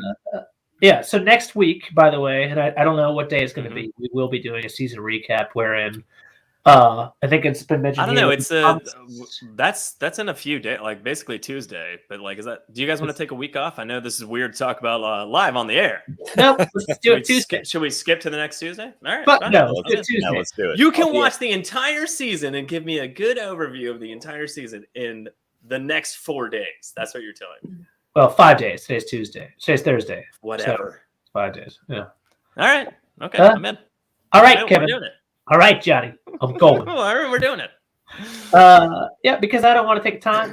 I don't want to take time. Because what we should do 2 parts anyway. We should do the first 4 episodes and then do the last. I'll try about 8% effort to see if we can get Alan or Monchuk to give any sort of thoughts too. I don't have a lot of time left tonight either. Yeah, you do. As Adam just pointed out. Yeah. Yeah. Well, all right. We'll get to it. All right. Enough of this hand job, and let's get to the mouth work. I wrote. So I'm going to go real quick through my notes for the spoiler areas, which each note is very. I mean, we could talk for 20 minutes on probably, but like. Can we stop for a second and so Lews Therin, Latra Pussy Cum. That was actually a welcome addition to the canon. It's like a bomb name, right? Latra Pussy Cum. Yes. I mean, you kind of nailed it. I mean, Lews Therin would be James Bond. It makes a lot of sense.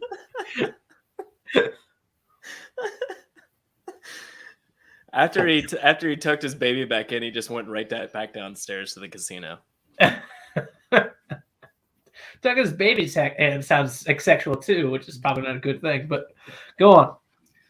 Jesus, I just wrote. She calls him the Dragon Reborn. I hate that. But not the dragon, which was weird. But this is what makes it weirder.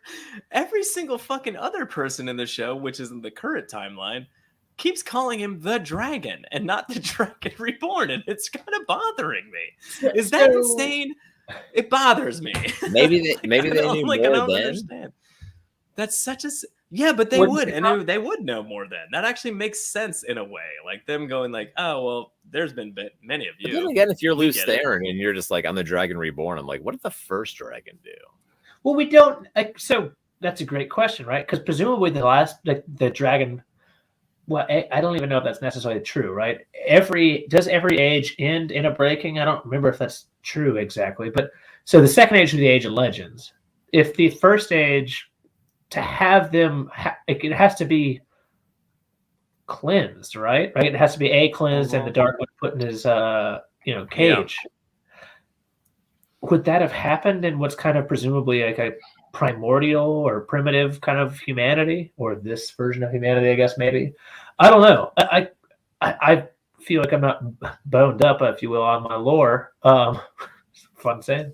Okay, so here's what summary says. My problem with the Lews Therin Telamon scene. He was shown as arrogant, fine, but not also desperate. One line that mentioned they were losing the war might have done it. That's kind of my whole problem with the entire series. Yeah. Like they miss. It's just like little lines of dialogue that could pepper in wherever the fuck. That would have made every single thing make more sense every step of the way. And it's just like they missed that mark so many times that by the end of the season, I'm just going, what? You don't know the fuck. It the makes fuck you is question going on? I hate to say it, but it makes you question on that point. War? What war? Exactly. That's actually that's Josh, the author. They're cutting so much from the books and adding so many things that didn't happen in the books, and I don't understand. Are they trying to rewrite the? It makes you question their love of the books. Like that's kind of where I'm going. Is like if you change certain things, right? So if you remember, according to certain things, there were two possible ways of like what the fuck they could do with the Dark One, right? A was to take the two giant Choden cow and pretty much just use so much fucking channeling they just kind of cordon off an island and say to be revisited next year, or B, strike at the not necessarily prison, but side of the prison, the thinness of the bore, and to go from there. And the Choden cow were captured. Not the actual like statues, but I guess the statues were, but they couldn't be used. I forget which one it was, or if it was the access keys. But the whole point is, Lews Therin felt, and Lews Therin being, of course, the most powerful channeler, most acclaimed man, most winning general, the Tamerlan seat, not Pussycomb. Like Lews Therin himself was the Tamerlan, and so like he said, this is this. Like, you know what? Fuck it, we got to do this. And secondly, or I guess sixthly, what matters here is they did not think that there would be an issue with the Dark One like counterstroking the male source, right? Otherwise, like, why would they think that, right? When they fucking bored at where they did with Lanfear and what's his dick, it's not like they both got dirty then, right? Not both the female and male source dirty. Yeah. Why would they expect that recovering the cage would taint the male version? Like that's like almost a foundational, unless there's shit I don't know about, always possible. I drink a lot and forget things. Inverse Tyrion quote. Like, unless there's something I forget, there is no reason to have ever expected that this entity could have fucked up the source. So like, again, pussy just like, seems so fucking radically I told you versus what the truth I think is. it's just the idea, like just what she's if she's the Tamerlan seat and he's not, then and she's saying don't do it, like where does he get off going to do it anyway? He's a villain from I don't know, maybe they're working off the idea that there's like an equivalent, like a male equivalent. I hate that. Like the whole point. Like, so there are they seem to be equals, is all I'm saying. I don't like. They may have like twisted things a little bit for the show. I mean, she did show up. She did show up where his baby was hanging out. Yeah, he's basically like, I had a newborn. Like, listen, I know what that feels like. Come hang out at my house. Like, I can't. Does it seem like there's like a 8% chance they fucked? Like, I mean, presumably it's not her kid, hence why she doesn't really pay attention to it crying. But are you saying like that would be super weird? Because then we're just wiping Ilyana off the. Yeah, like Ilyana's son hair is like one of the most interesting characters that is so important for. Is she interesting? Yeah. She's dead bent. Oh, dead bents are always interesting. Yeah. Also, I'm always very interested to see where the horses are. You know how many hands she is? Where's Bella? She's barely even been name checked. I mean, I'm glad they got rid of that fan service shit. I mean, I know we're. That's the kind of thing. I'm actually glad about that too. I know we're like super digging into like this scene, but like that didn't bother me. Like I can wipe that away. Yeah, the Age of Legends scene, I was just like, okay, they changed a little bit of this. I didn't understand the point of it, and it seemed weird and rewritten again for no goddamn reason. That's the parts that keep sticking out to me. It's just like you changed it. I feel like changing But who's why? the king, Yeah. changing the dragon to Dragon Reborn, changing certain things makes things just kind of echo differently. As There were far as certain what you changes expect. that happened early on that I was okay with, and then Why maybe are you this is a changing things discussion. just This to is change it? wait, no. You know what? This is a discussion for the season overview. No, but like That being said, pieces of now we can talk about. like there are like that's what I'm trying to say. I'll try to focus in on like what episode I meant, but like the things that like changed in this episode that bothered me. It's like these you get these changes overall. I can't do it without talking about the whole thing. You get these changes overall, and you're willing to like run with them because you're like, okay, let's just see where this season's going. So then at the end of the season, you have X amount of changes, and you just go, okay, well, let me see where the next season will take those changes. But it gets to the point where there's so many that it gets you extrapolate so different. And when you start going like, why, but why? And there might be logical reasons for like almost every single one of them. Like that's what I'm saying. Like, so he's plotted out like 8 seasons or whatever. So there's a very good chance that what we're looking at as like a superfluous change now will make a lot of sense in like season 4 or season 5 or whatever the fuck. And but I'm happy to admit most of those changes in this season have pertained to Rand remaining a mystery, right? You would say sure, yes. that's fine. Right? I don't get the reason for it, but you know what? I've read the book, so it doesn't. Maybe, but it's the changes that aren't important that don't affect the greater plot lines that bother the fuck out of me, like Lan as a warder, and I will fucking die on that hill. He's a shit warder now. It's fucking like, awesome what the actor. fuck are you doing with the warders? You're like nerfing them nonstop, like it's horrible. Like it's awful, and like they're not anything remotely. Not giving them warder cloaks, fine. Yeah, not making them warders, I have a problem with. Like, and it's just like, man, that alone just like drives me up the fucking wall. I wish we were upset about the warder cloaks at this point. If we were upset about the lack of warder I am upset about it, but it's at the same time, I'm like, oh, it's budgetary and it's like a silly thing and it might look ridiculous without having people walk around in invisibility cloaks. Ridiculous. Yeah. But like, like it's, it's kind of one of those things where you're like, oh, okay, I buy it. Yeah. No warder cloaks. I get it. But he's still a warder and you're not making him a warder and it's driving me fucking mad. And it's like, I can't, that's the parts where I'm like, why? Why is he sitting on a fucking balcony? Why are you doing this to this character? He'd be like, what the fuck am I doing? I need to leave. I think all these he would have been like, he would have burst in that door the last episode of 7 and been like, hey, what the fuck's going on? And they would have been like, oh my God, it's Rand. And he would have been like, shit. And he would have left immediately. Like he would have been like, hey, let me hang around and wait. And I'm going to be upset about it. And then when Nynaeve comes and tells me Moiraine's tell, which is fucking stupid. Oh my God. And then then he would have been like, all right, let's go. Like, no, he would have just fucking left, whether he had a way of tracking her or not. I could do an hour on Moiraine. I could rant about that for like ever. Yeah, Rafe Judkins should have been fired.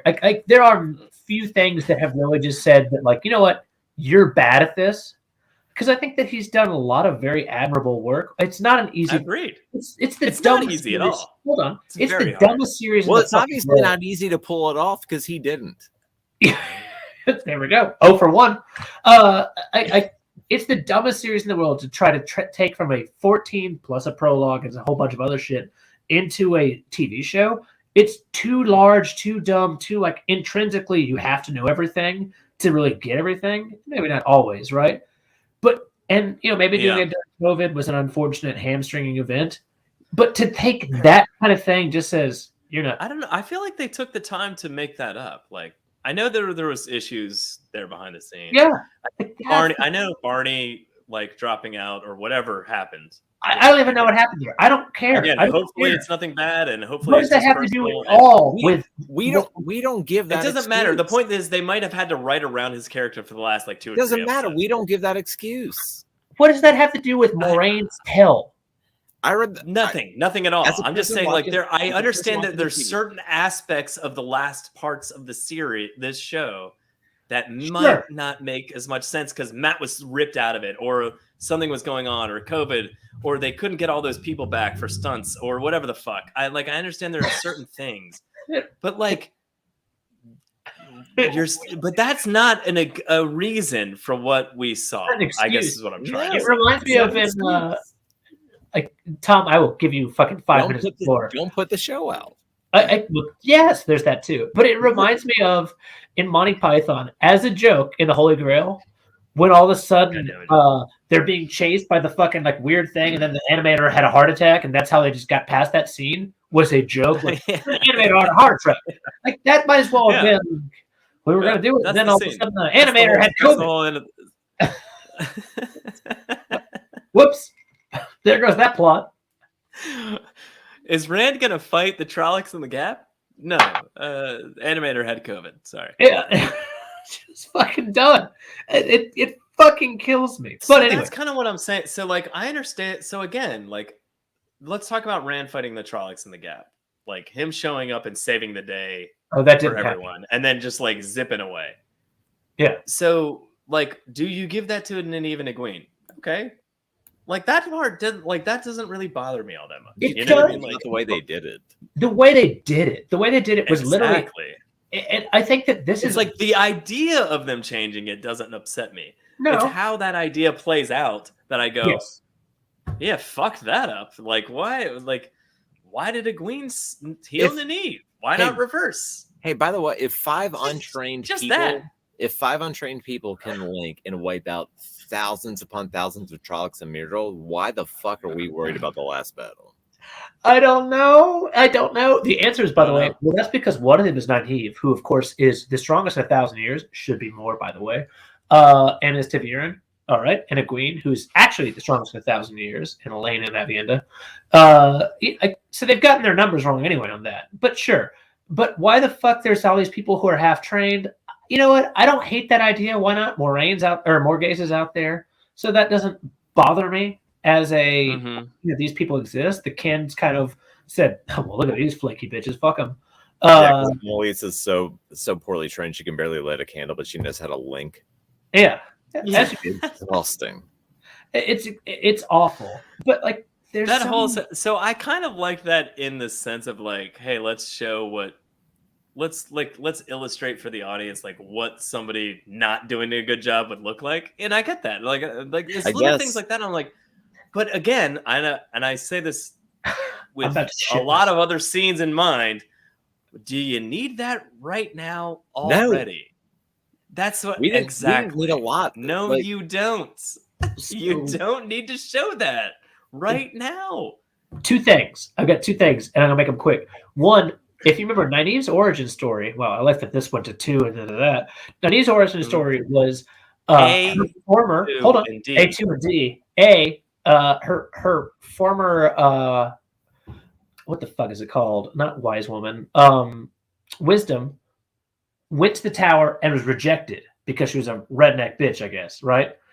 And they wouldn't teach her. And yet, at the same time, we found these 3 different people here in this fucking city that were, Amelissa makes sense. She's a fucking noble. But 2 other people who clearly didn't look to be overly rich, whatever, who had been brought into the tower and at least brought along to kind of have enough to know how to embrace the source.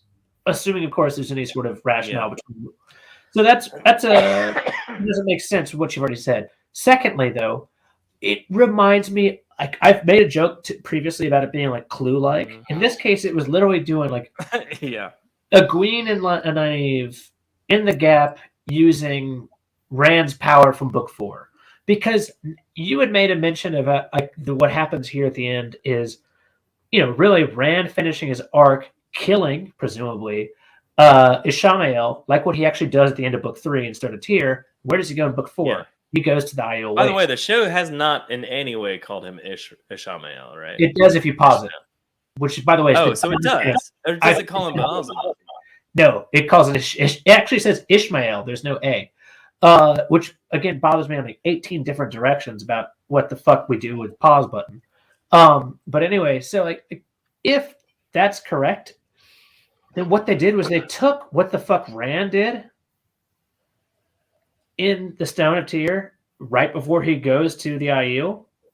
Really killing all that fucking badass weave after he can't fucking stand people dying.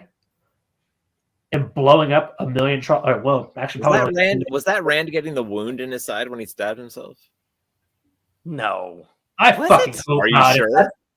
If that's Better not No. have been. you just made me shit myself twice.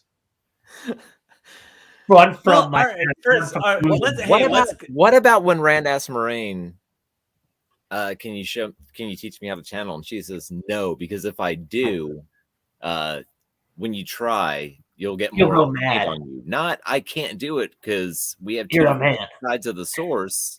It's the taint will get you. Wow. So I don't know how I watched that episode twice and did not hear that, but so apparently Moiraine could teach Rand how to channel. No, we don't know that per se. But Tom, what you have done is opened up the question I had for the entire for next on Tuesday in 5 days from now is how much we have never seen confirmation that there is a male-female divide. There is not. We have not. We have seen that. I feel like we saw confirmation tonight. Or well, I mean, we've had confirmation in the sense that like the male half is tainted and the female. No, we know that males cannot. There's something intrinsically wrong with men. Right. We have never seen implying that the power is split into two different things. Rewatch it. Rewatch it. Yeah, there is nothing. I think you guys are tearing too deep into it. I think it's there in the context. I think when Rand asked Moiraine, yeah, can you teach me how to channel? No, I can't, because if I try to, have you watched what Rand's weaves look like? Some of them are white, some of them are black. Yeah, that was weird. So a lot of the stuff like that, where I'm like, well, let's wait and see. I don't want to. So Moiraine said the sangreal was infused with the power, though. Like I almost lost my mind with that. That I think that was. Fuck my ass. Fuck. Right. No. We're getting off too many tangents. No, we're not. Yes, we are. I'm reining this in a little tiny bit. I've got like 15 more minutes. I have to. All right, Moiraine is still blocked, tied off. Like, what do you guys think? 15. I think she's Leandrin. I think she's clearly tied off. He says it. Yes. Does he? Yes. Like, it's right there, but it's just out of your reach. What are you going to do about that? Yeah. Yeah. I mean, yeah. He doesn't say like, "I cut you off in this forever." Yeah. Like, he basically it's actually like, doesn't it suck? It's right there, and you can't touch it. The show is trying to imply that she's still like Logain, the same way they're trying to imply that Loyal died, but like cliffhanger. But she's definitely. Yeah. And on that note, the Horn is just under a rock. No one's that good in 3,000 years. Perrin and Fane. That's all I have. So, like, the Horn isn't at the eye of the world. Okay. They also don't fucking explain the importance of the Horn until, like, Uno just goes, yeah, if we blow the Horn, all the heroes of legend will come and fight for us. And you're just like, and you're just ripping it out. First of all, that's it. With no guard? Leave it there. Like that quick? Leave it there. They'll never find it. Or number two, worst hiding place for the Horn ever. Yeah. Well, although I guess I would go with number two. Yeah, because Peyton Fane's right there. I would definitely not hide the Horn in a city that contains the worst general of all time. Entire idea, because this TP Algamar is a fucking joke. This entire idea is based on the thought process that like they know it's there. Number one, which is it's fucking sane, and then two, even if you're entrusting that knowledge into with like what, like 1, 2, 3 people. And then those people have children, and then those children have children, and children have children, and so on. And like, and you get to this point where like the Horn has been buried under the fucking throne room for God knows how long. Not one person in that line of people is like, "Hey, let's dig that fucking shit out and fucking blow this Horn." I mean, in like 3,000 years, no one's that good, and that's why it was buried at the fucking eye of the world in the books, because that is impossible to find. One of the most visceral things. It should be at the tower. What does Agomar say? I was right? so mad. in book 2, Agamar, like Swan says that Agamar was so excited, like he was sweating his dick off pretty much to give her the horn because he was so worried just about the what he would do idea with of it. him being like in possession of it and being like, I passed it from my hands to her hands. Well, we can talk about that because this So guy is worried not about- Agamar in any way, shape, or form. No, he's not. Yeah. So what bothers me is like this, right? Again, what bothers me is there's 8 billion things, and I love how repetitive I am. I can't imagine watching me besides just being embarrassed. But like, so one of the million things that bothers me at this point is the fucking weird things they've done to Amalissa and Agomar. And again, if we see something in an episode or season 2 that makes it work, I'm okay with anything. But Agomar dies now, unless he's weirdly brought back to life for no fucking reason, right? He was a dick to Moiraine in the last episode. He was slightly better in this episode on my second watch, which doesn't make it good. It's not good that I have to watch it twice to say, he's less annoying than I thought, right? I want him to be a character I love because A, in the books, he's a character I love, and B, why are you making characters that we don't want to like? Like you want to Agreed, like, and I don't want to dive into this too much because it's like such a like no offense. I mean, it's just not as important as the rest of the things I'm upset about. It's totally specific. But what you're saying is, I think he's representative of the issue. Why change it? He is. Why Very change much so. Algamar? Why change Algamar to this person when you have plenty of time to show other rulers that are embodying this dickheaded nature? That's not a ruler. That we will see in the books. Yeah. And that will become a thing later. Like, why are you taking this moment to do that? If anything, have Make this it moment better. to show Make a him do ruler. it. Yes, have this moment to show a ruler that's like, I embrace the Aes Sedai, and I fucking know what I'm doing. I'm fucking all on top of my shit. Like, this world is I too still dark get in a shit. dumb way. Like this world seems too Yes, dark yeah. versus the real Wheel of Time in a dumb way. Not It because changes there's the whole more culture dark of the Borderlands. It changes But everything. Yes, like Yeah. these are the people Well, holding that's the thing. humanity at bay. The whole point of the Borderlands is that they're like they're like the last protection. Literally against stand-up men. blight. Like they're Like, the they best know. of the best. Yeah. Yeah, they know what's going on, right? And he's Yeah. acting like a dickhead ruler from like Carrion or something like, and you're just like, wow, what the fuck? And for Amalisa, Anyway, who was but again, awesome. such a minute detail Yeah. that does demand exploration, but like, like with let's the move tongue. on from that. I think. Agamar Yeah. comes off as like someone from the south that doesn't even believe in Trollocs and like, okay, sister, like, whatever. Yeah. Like, Yeah, that makes ridiculous, sense. It's man. really bad. Yeah, they're a bunch of politicking dickheads. Show us some dumb jokes from our comments. Are there any? Dumb I'm jokes sure from our they've been comments. watching us rant. Here's one. That can't be Tom right. is right. That can't be right.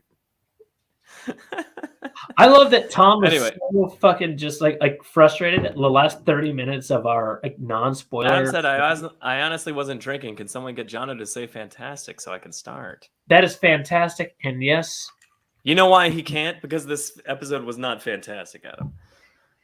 All right, so that was a fantastic joke. Rand and Ishmael / the Dark One. What? So again, just in terms of the show, what did we just witness there?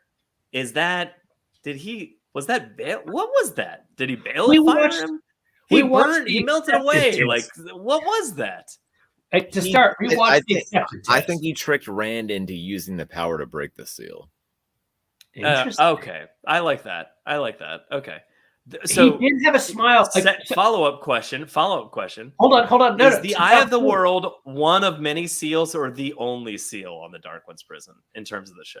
I don't know. I was 'Cause irritated that's when Rand fucking was like, wait a stupid. minute. When Rand was like, look at this symbol, and Moraine's like, what do you mean? And I'm like, what the fuck is happening? I've lost.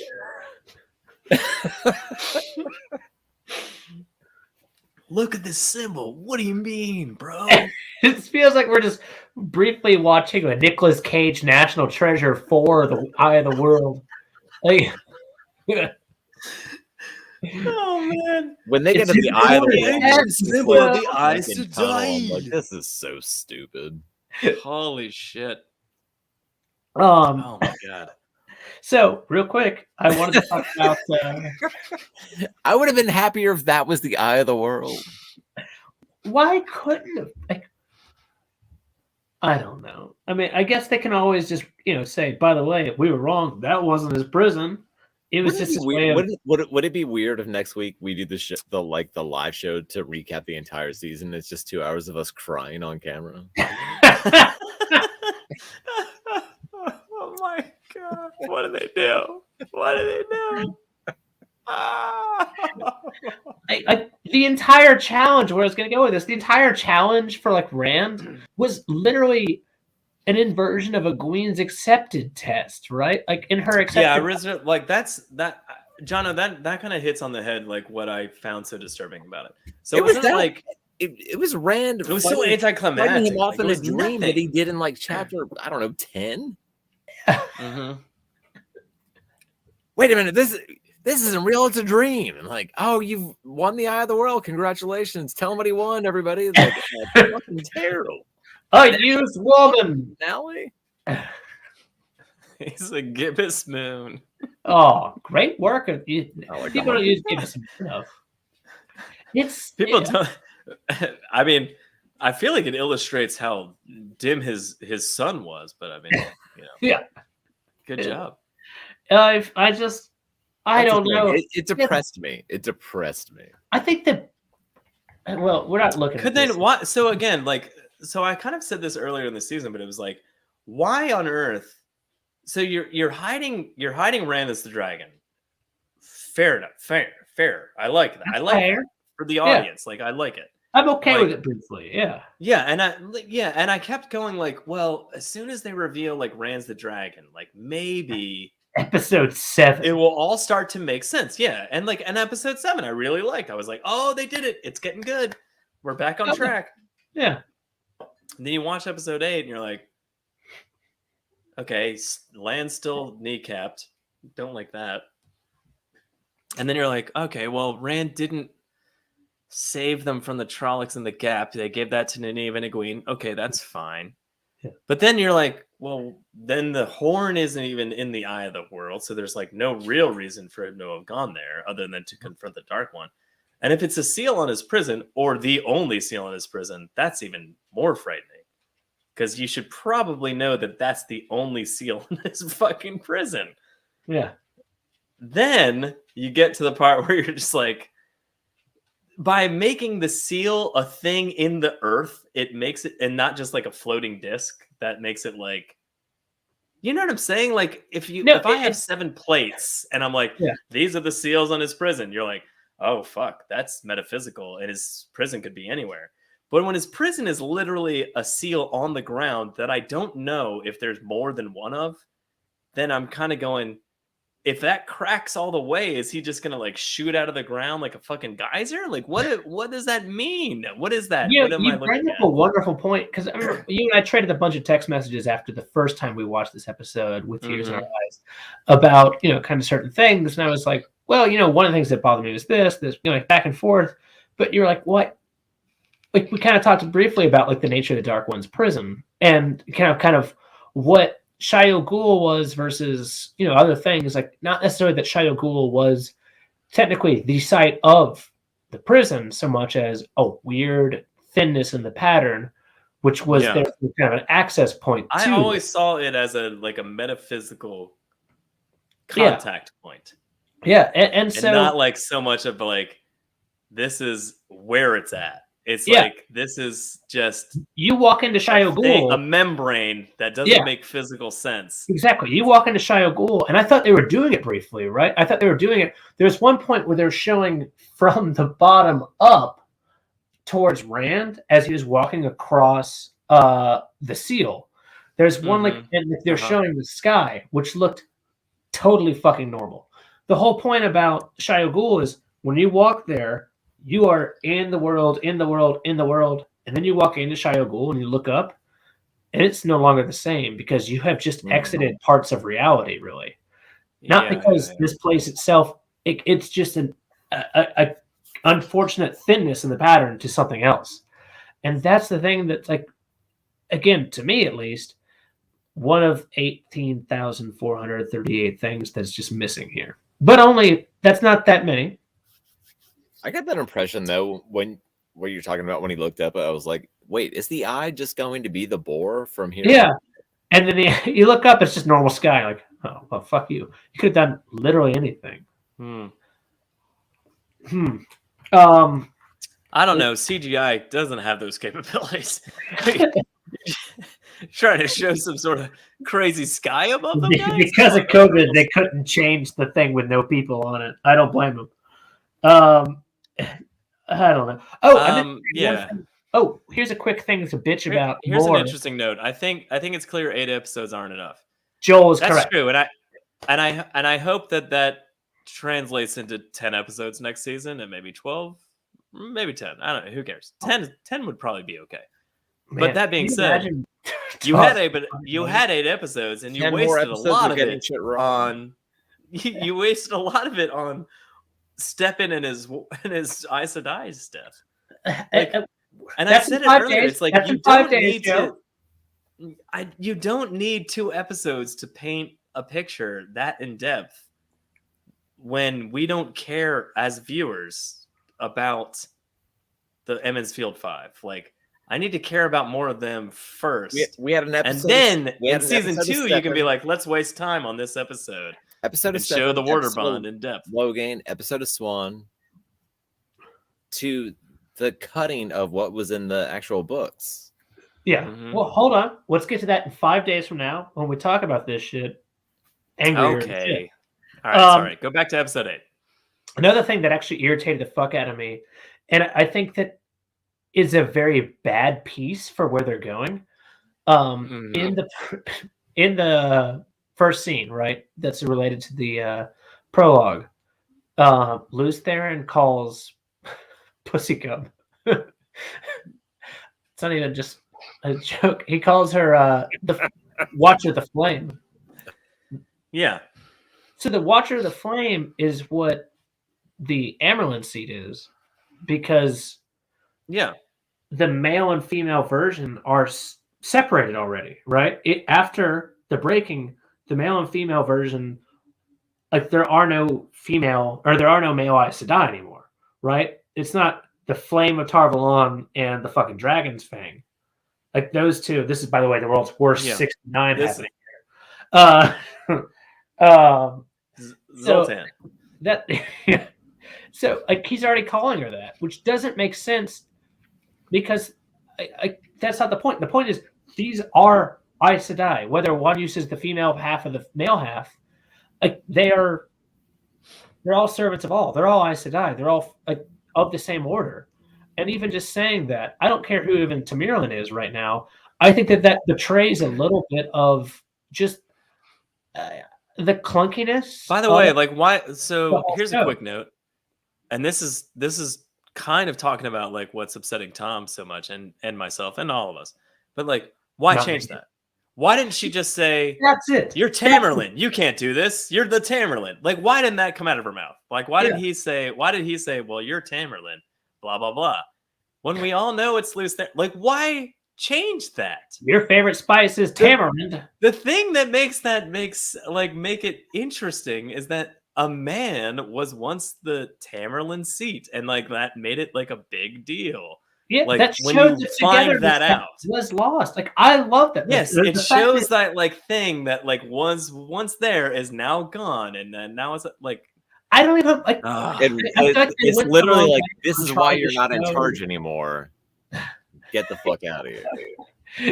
Yeah, I feel like honestly, I don't mind showing male hubris as an issue because as a man, I've got a lot of overwhelming pride, and that's probably honestly in that scene you don't necessarily see that. It is painted that way, but what you really see is the woman go like, "Nope, not gonna help you," and he's like, "But if you were there," he's like, "Nope, not doing it," and she's like, "I'll be there to pick up your pieces," and he's like, "But if you were there," like kind of like, and you're like, is that his hubris or hers? Like, we never know. We'll never know if she's wrong, right? Like, what if the taint were halved, right? If that was spread over both the male and female, and instead of going like mad instantly, it was longer, and new Aes Sedai took longer. We'll never know, right? That's not something that was written by the person who wrote these things, not Rafe Judkins.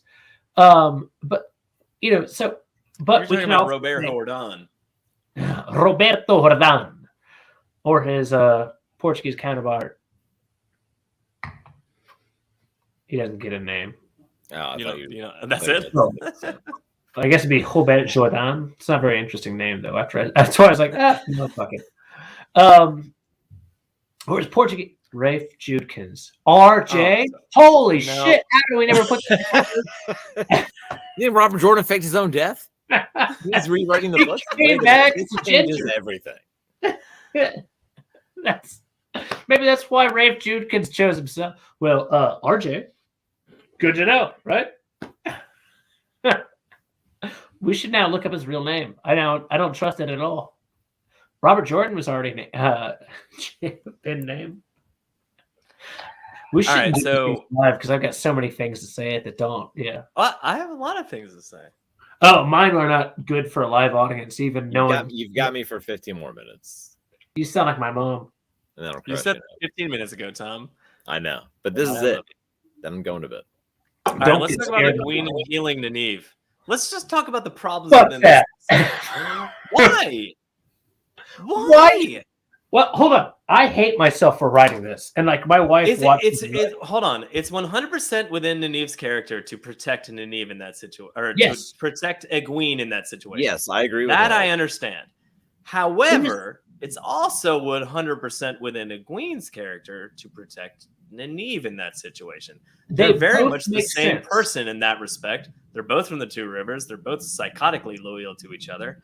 Like, they're both fantastic human beings. Both of them would give each other's lives for the other one. Like, why not just make it Egwene that goes, fuck you, Nynaeve, I got here first, and fucking get burnt out so Nynaeve could be like, crazy, and go Super Saiyan and heal her.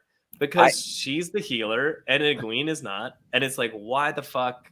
Why? It's so simple. Such a small change. And then I watched that scene as a book reader going, why the fuck am I watching this? It's so dumb. So I watched the show with my wife. She's never read the books. And like after the scene, I was like, was Nynaeve dead? And she said, yes, absolutely. Yes, that's another fucked up thing. He thinks Egwene healed Nynaeve from being dead. I don't think so because I'm a book reader, but from a casual audience viewer, I agree. Well, it looks like she healed her from the fucking dead, which is insane. So there are three things. Or something Nynaeve should have done. Yes. So there's three things going on here, right?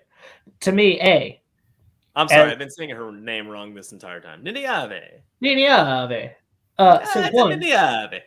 One, you are 100% correct, right? Like, first off, either one of them would sacrifice themselves for the other. Either one would sacrifice herself. Right, so you're not fucking anything up by flipping. Totally fine with that. Scene. But secondly, the only one who would be able to save the other would be Nynaeve. How? So, usually, right? Especially because burning out usually involves the whole fact of can't use the power, and that is certainly something that Nynaeve had the ability for. But, and I hate saying this, when I was watching it on the review before this episode, Shan and I were watching it, and if you watch Egwene's face, and again, I hate asking this. Iris Barra says Nynaeve was definitely not dead yet. I don't think she was. That's it. I agree, though, is all I'm saying. Come on, John.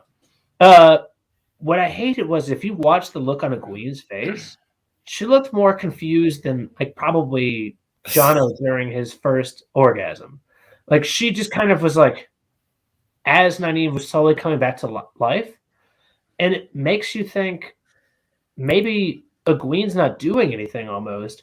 And the dumbest theory I came up with, and again, I fucking hate that I'm saying this, is almost that Nynaeve kind of implanted herself briefly, like almost like took herself out of the picture and then back in. Again, that's awful fucking dictation. I don't know. It's not writing because I didn't write this shit. But that's like the only thing I can get for here is like that she's dying, doesn't quite die. Egwene has no clue what the fuck she's doing because she's looking confused. She's not looking confident. You don't see swirls of fucking light around her. You don't see that. Yeah. It really comes back to Nynaeve all of a sudden. And, Egwene could not be more confused if, I don't know, something confusing happened. It's just fucked. And I'm wondering if there's something else going on here, whether Nynaeve kind of like, fooled you, you burned yourself out, that kind of thing, which doesn't make sense. Anyway, it's just shit writing. The fact is, it's shit fucking writing. If they turned it around, no one would have been upset. No one would have been upset. Yeah, it's not about her I don't know being if dead or anyone's not. upset anyway, Like, except first for of all, them. I don't. I am. Yeah, no. Like, first of all, it's not about like her being dead or not. I'm pretty like I'm in the camp of like she wasn't dead. She was like almost dead or whatever, and she was. I don't think she was like healed back from the dead. I think that's insane. That being said, like my problem is why was the as a show writer standpoint, like why was those roles not reversed? Like Yes, and why is it even like why is that scene exist in the way it exists? Canonically, you cannot get It's burnt so out bizarre. on a linking. You can't get burnt out in linking. That I mean, Jono, that's something you brought up when we were super drunk and ranting about this. Like, Sure. minutes Fucked ago, up. and I forgot Yeah. about it already. But like, yeah, that's a fucking point too. Like, you can't get burnt out when you're linked with somebody. Like, they can't burn you out. Also, the Like, idea that's of not a like, thing that Otherwise, happens. why would you ever link with anybody ever? Exactly. Yeah, You're just giving them control of your life. It's different. It's I it's feel like 100% if there's different that than being intrinsic like, buffer, hey, you're not use gonna me do it. for the one power until I pass out and I fall asleep, versus use me for the one power until you rip my eyeballs out of my head with fiery lava Yeah. and I die.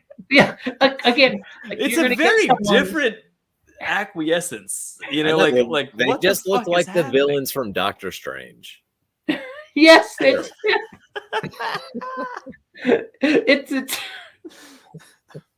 it's a weird question though, right? Like at this point, like so Nynaeve, like one of the strongest channelers in the last couple thousand years. I'm not going to say 1,000 because that's wrong, nor 3,000 because they're stronger Forsaken than she. But like one that can't link with someone dumb like Morgaze, because Morgaze can apparently just burn her out. Like that's fucking wrong, and like that's not how that goes.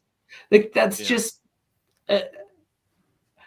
I don't know. And what they've done to Lady Amalisa, on one hand, was kind of interesting that she became so thirsty for like the power, but at the same time, again, she was like right away though. That was what, yeah. And I kind of wrote that in my notes, and I don't really know if I said it that clearly while we were going through the spoilers-free area.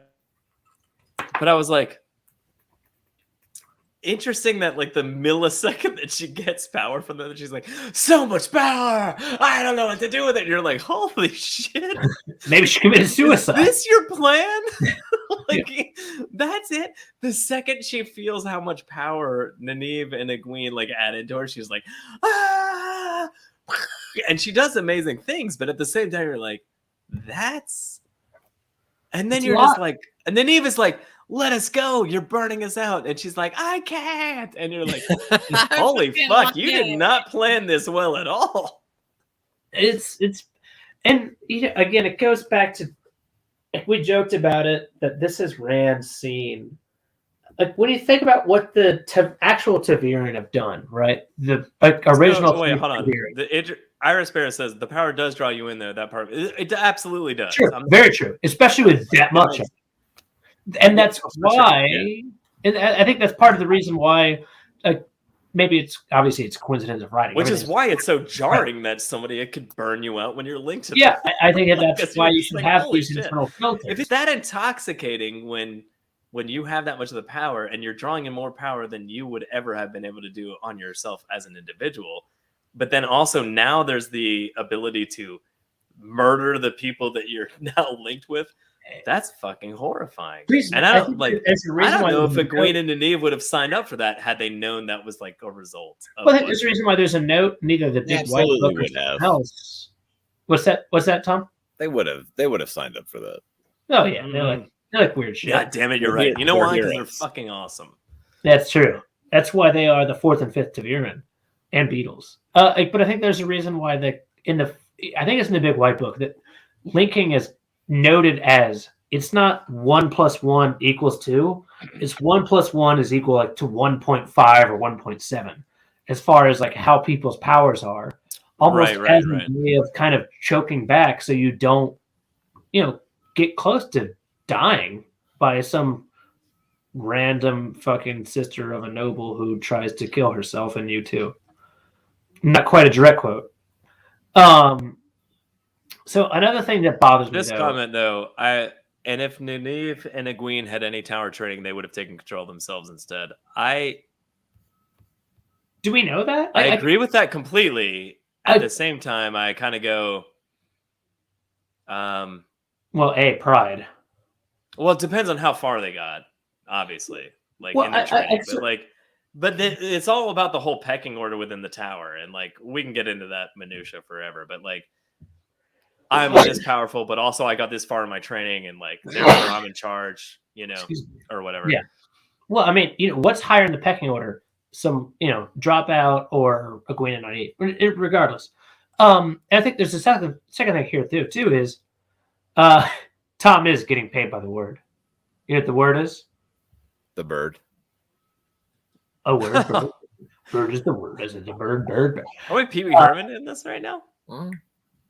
But secondly, though, is like, I forget where I was going with this. Doesn't fucking matter. But I don't know. this topic too.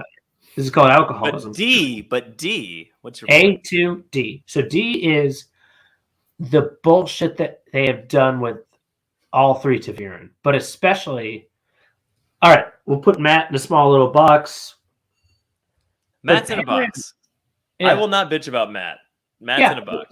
Look, I feel bad for what happened here. I don't even know what the fuck happened here. No one knows. Theoretically, it's amazing. It's really fascinating. There's this positive information, but what they've done with Perrin is awful.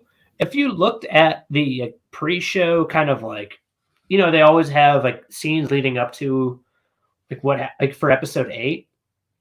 There was an episode, there was a quick scene where Valda is watching like Perrin turn fucking wolf, and Valda's like, what the light is this? What the fuck does that have to do with anything? Perrin literally does, like he said, he gives a weirdly sexual, not actually, hug to Egwene. And then he asks Loyal about the fucking way of the leaf.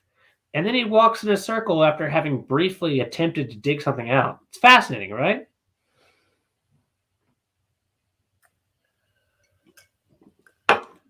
It's fascinating. And that's it. That's your fucking tWoTcast.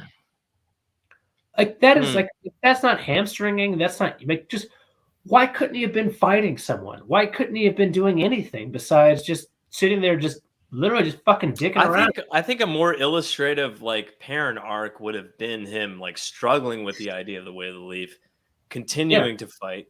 Like, maybe 3 Trollocs in the ways, and he axes one of them and goes, "What have I done? This axe killed my wife." Or like he should have been holding that with him the whole time, going like, "This thing is a murder weapon. Why do I still have it on my side?" That would have made that character more interesting. You know what I mean? Like, I have so many things to say in our season overview. I don't know. I can't wait for the season overview. I can't wait for the season. I can't wait for the season overview, Jono. All right. I think that's probably. I think that's tWoTcast for this week. I think that's tWoTcast for this week. If you have any comments or questions, leave them below, and in theory, we'll get around to responding to them. Hey, we actually put up an episode on our real podcasts, which means that the rest are going to be following soon enough. That is true. Yeah. You can listen to the audio version of the show wherever you get your podcasts, and that'll be true very shortly. Podcast theme songs brought to you by one and the only Taffy Bennington, but also Andrew Water of Time. Links to their stuff is below. I love that we have multiple theme songs. The best part is that we say one and the only, and then I say, and also Andrew. He's also one and only. Well, the one and only. I mean, you guys want to see something funny? These are my slippers. I mean, is that a song reel? All right, moving past that. Join us next episode for more Wheel of Time, covering, I think, a review of season 1 of the Wheel of Time. Maybe a 2-part episode, probably. Song reel, yeah. Is it not? It's close enough. I think this is Sangreal, right? Was it an access key? I meant to ask that. It doesn't matter. We'll get to it. It's not. Okay. Fucking Joe, lost say it. goodnight, Jono. Good night, Jono. And Tom. Study your math. How did we not talk about that more? Fuck. Oh, I'm God so glad damn we it. didn't. Keep the change, you filthy animals.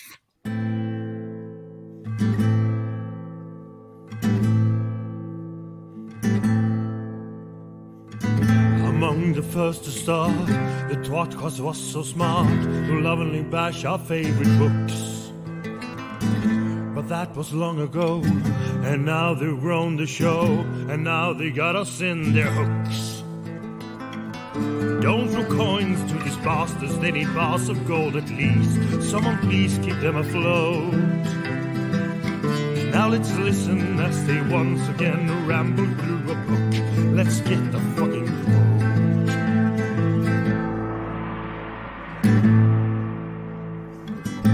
One of them is Tom, but he is barely on. Sometimes he calls into the show. Another one is Jono. Is he their joker? Oh no. And Joe, is he the stupid one?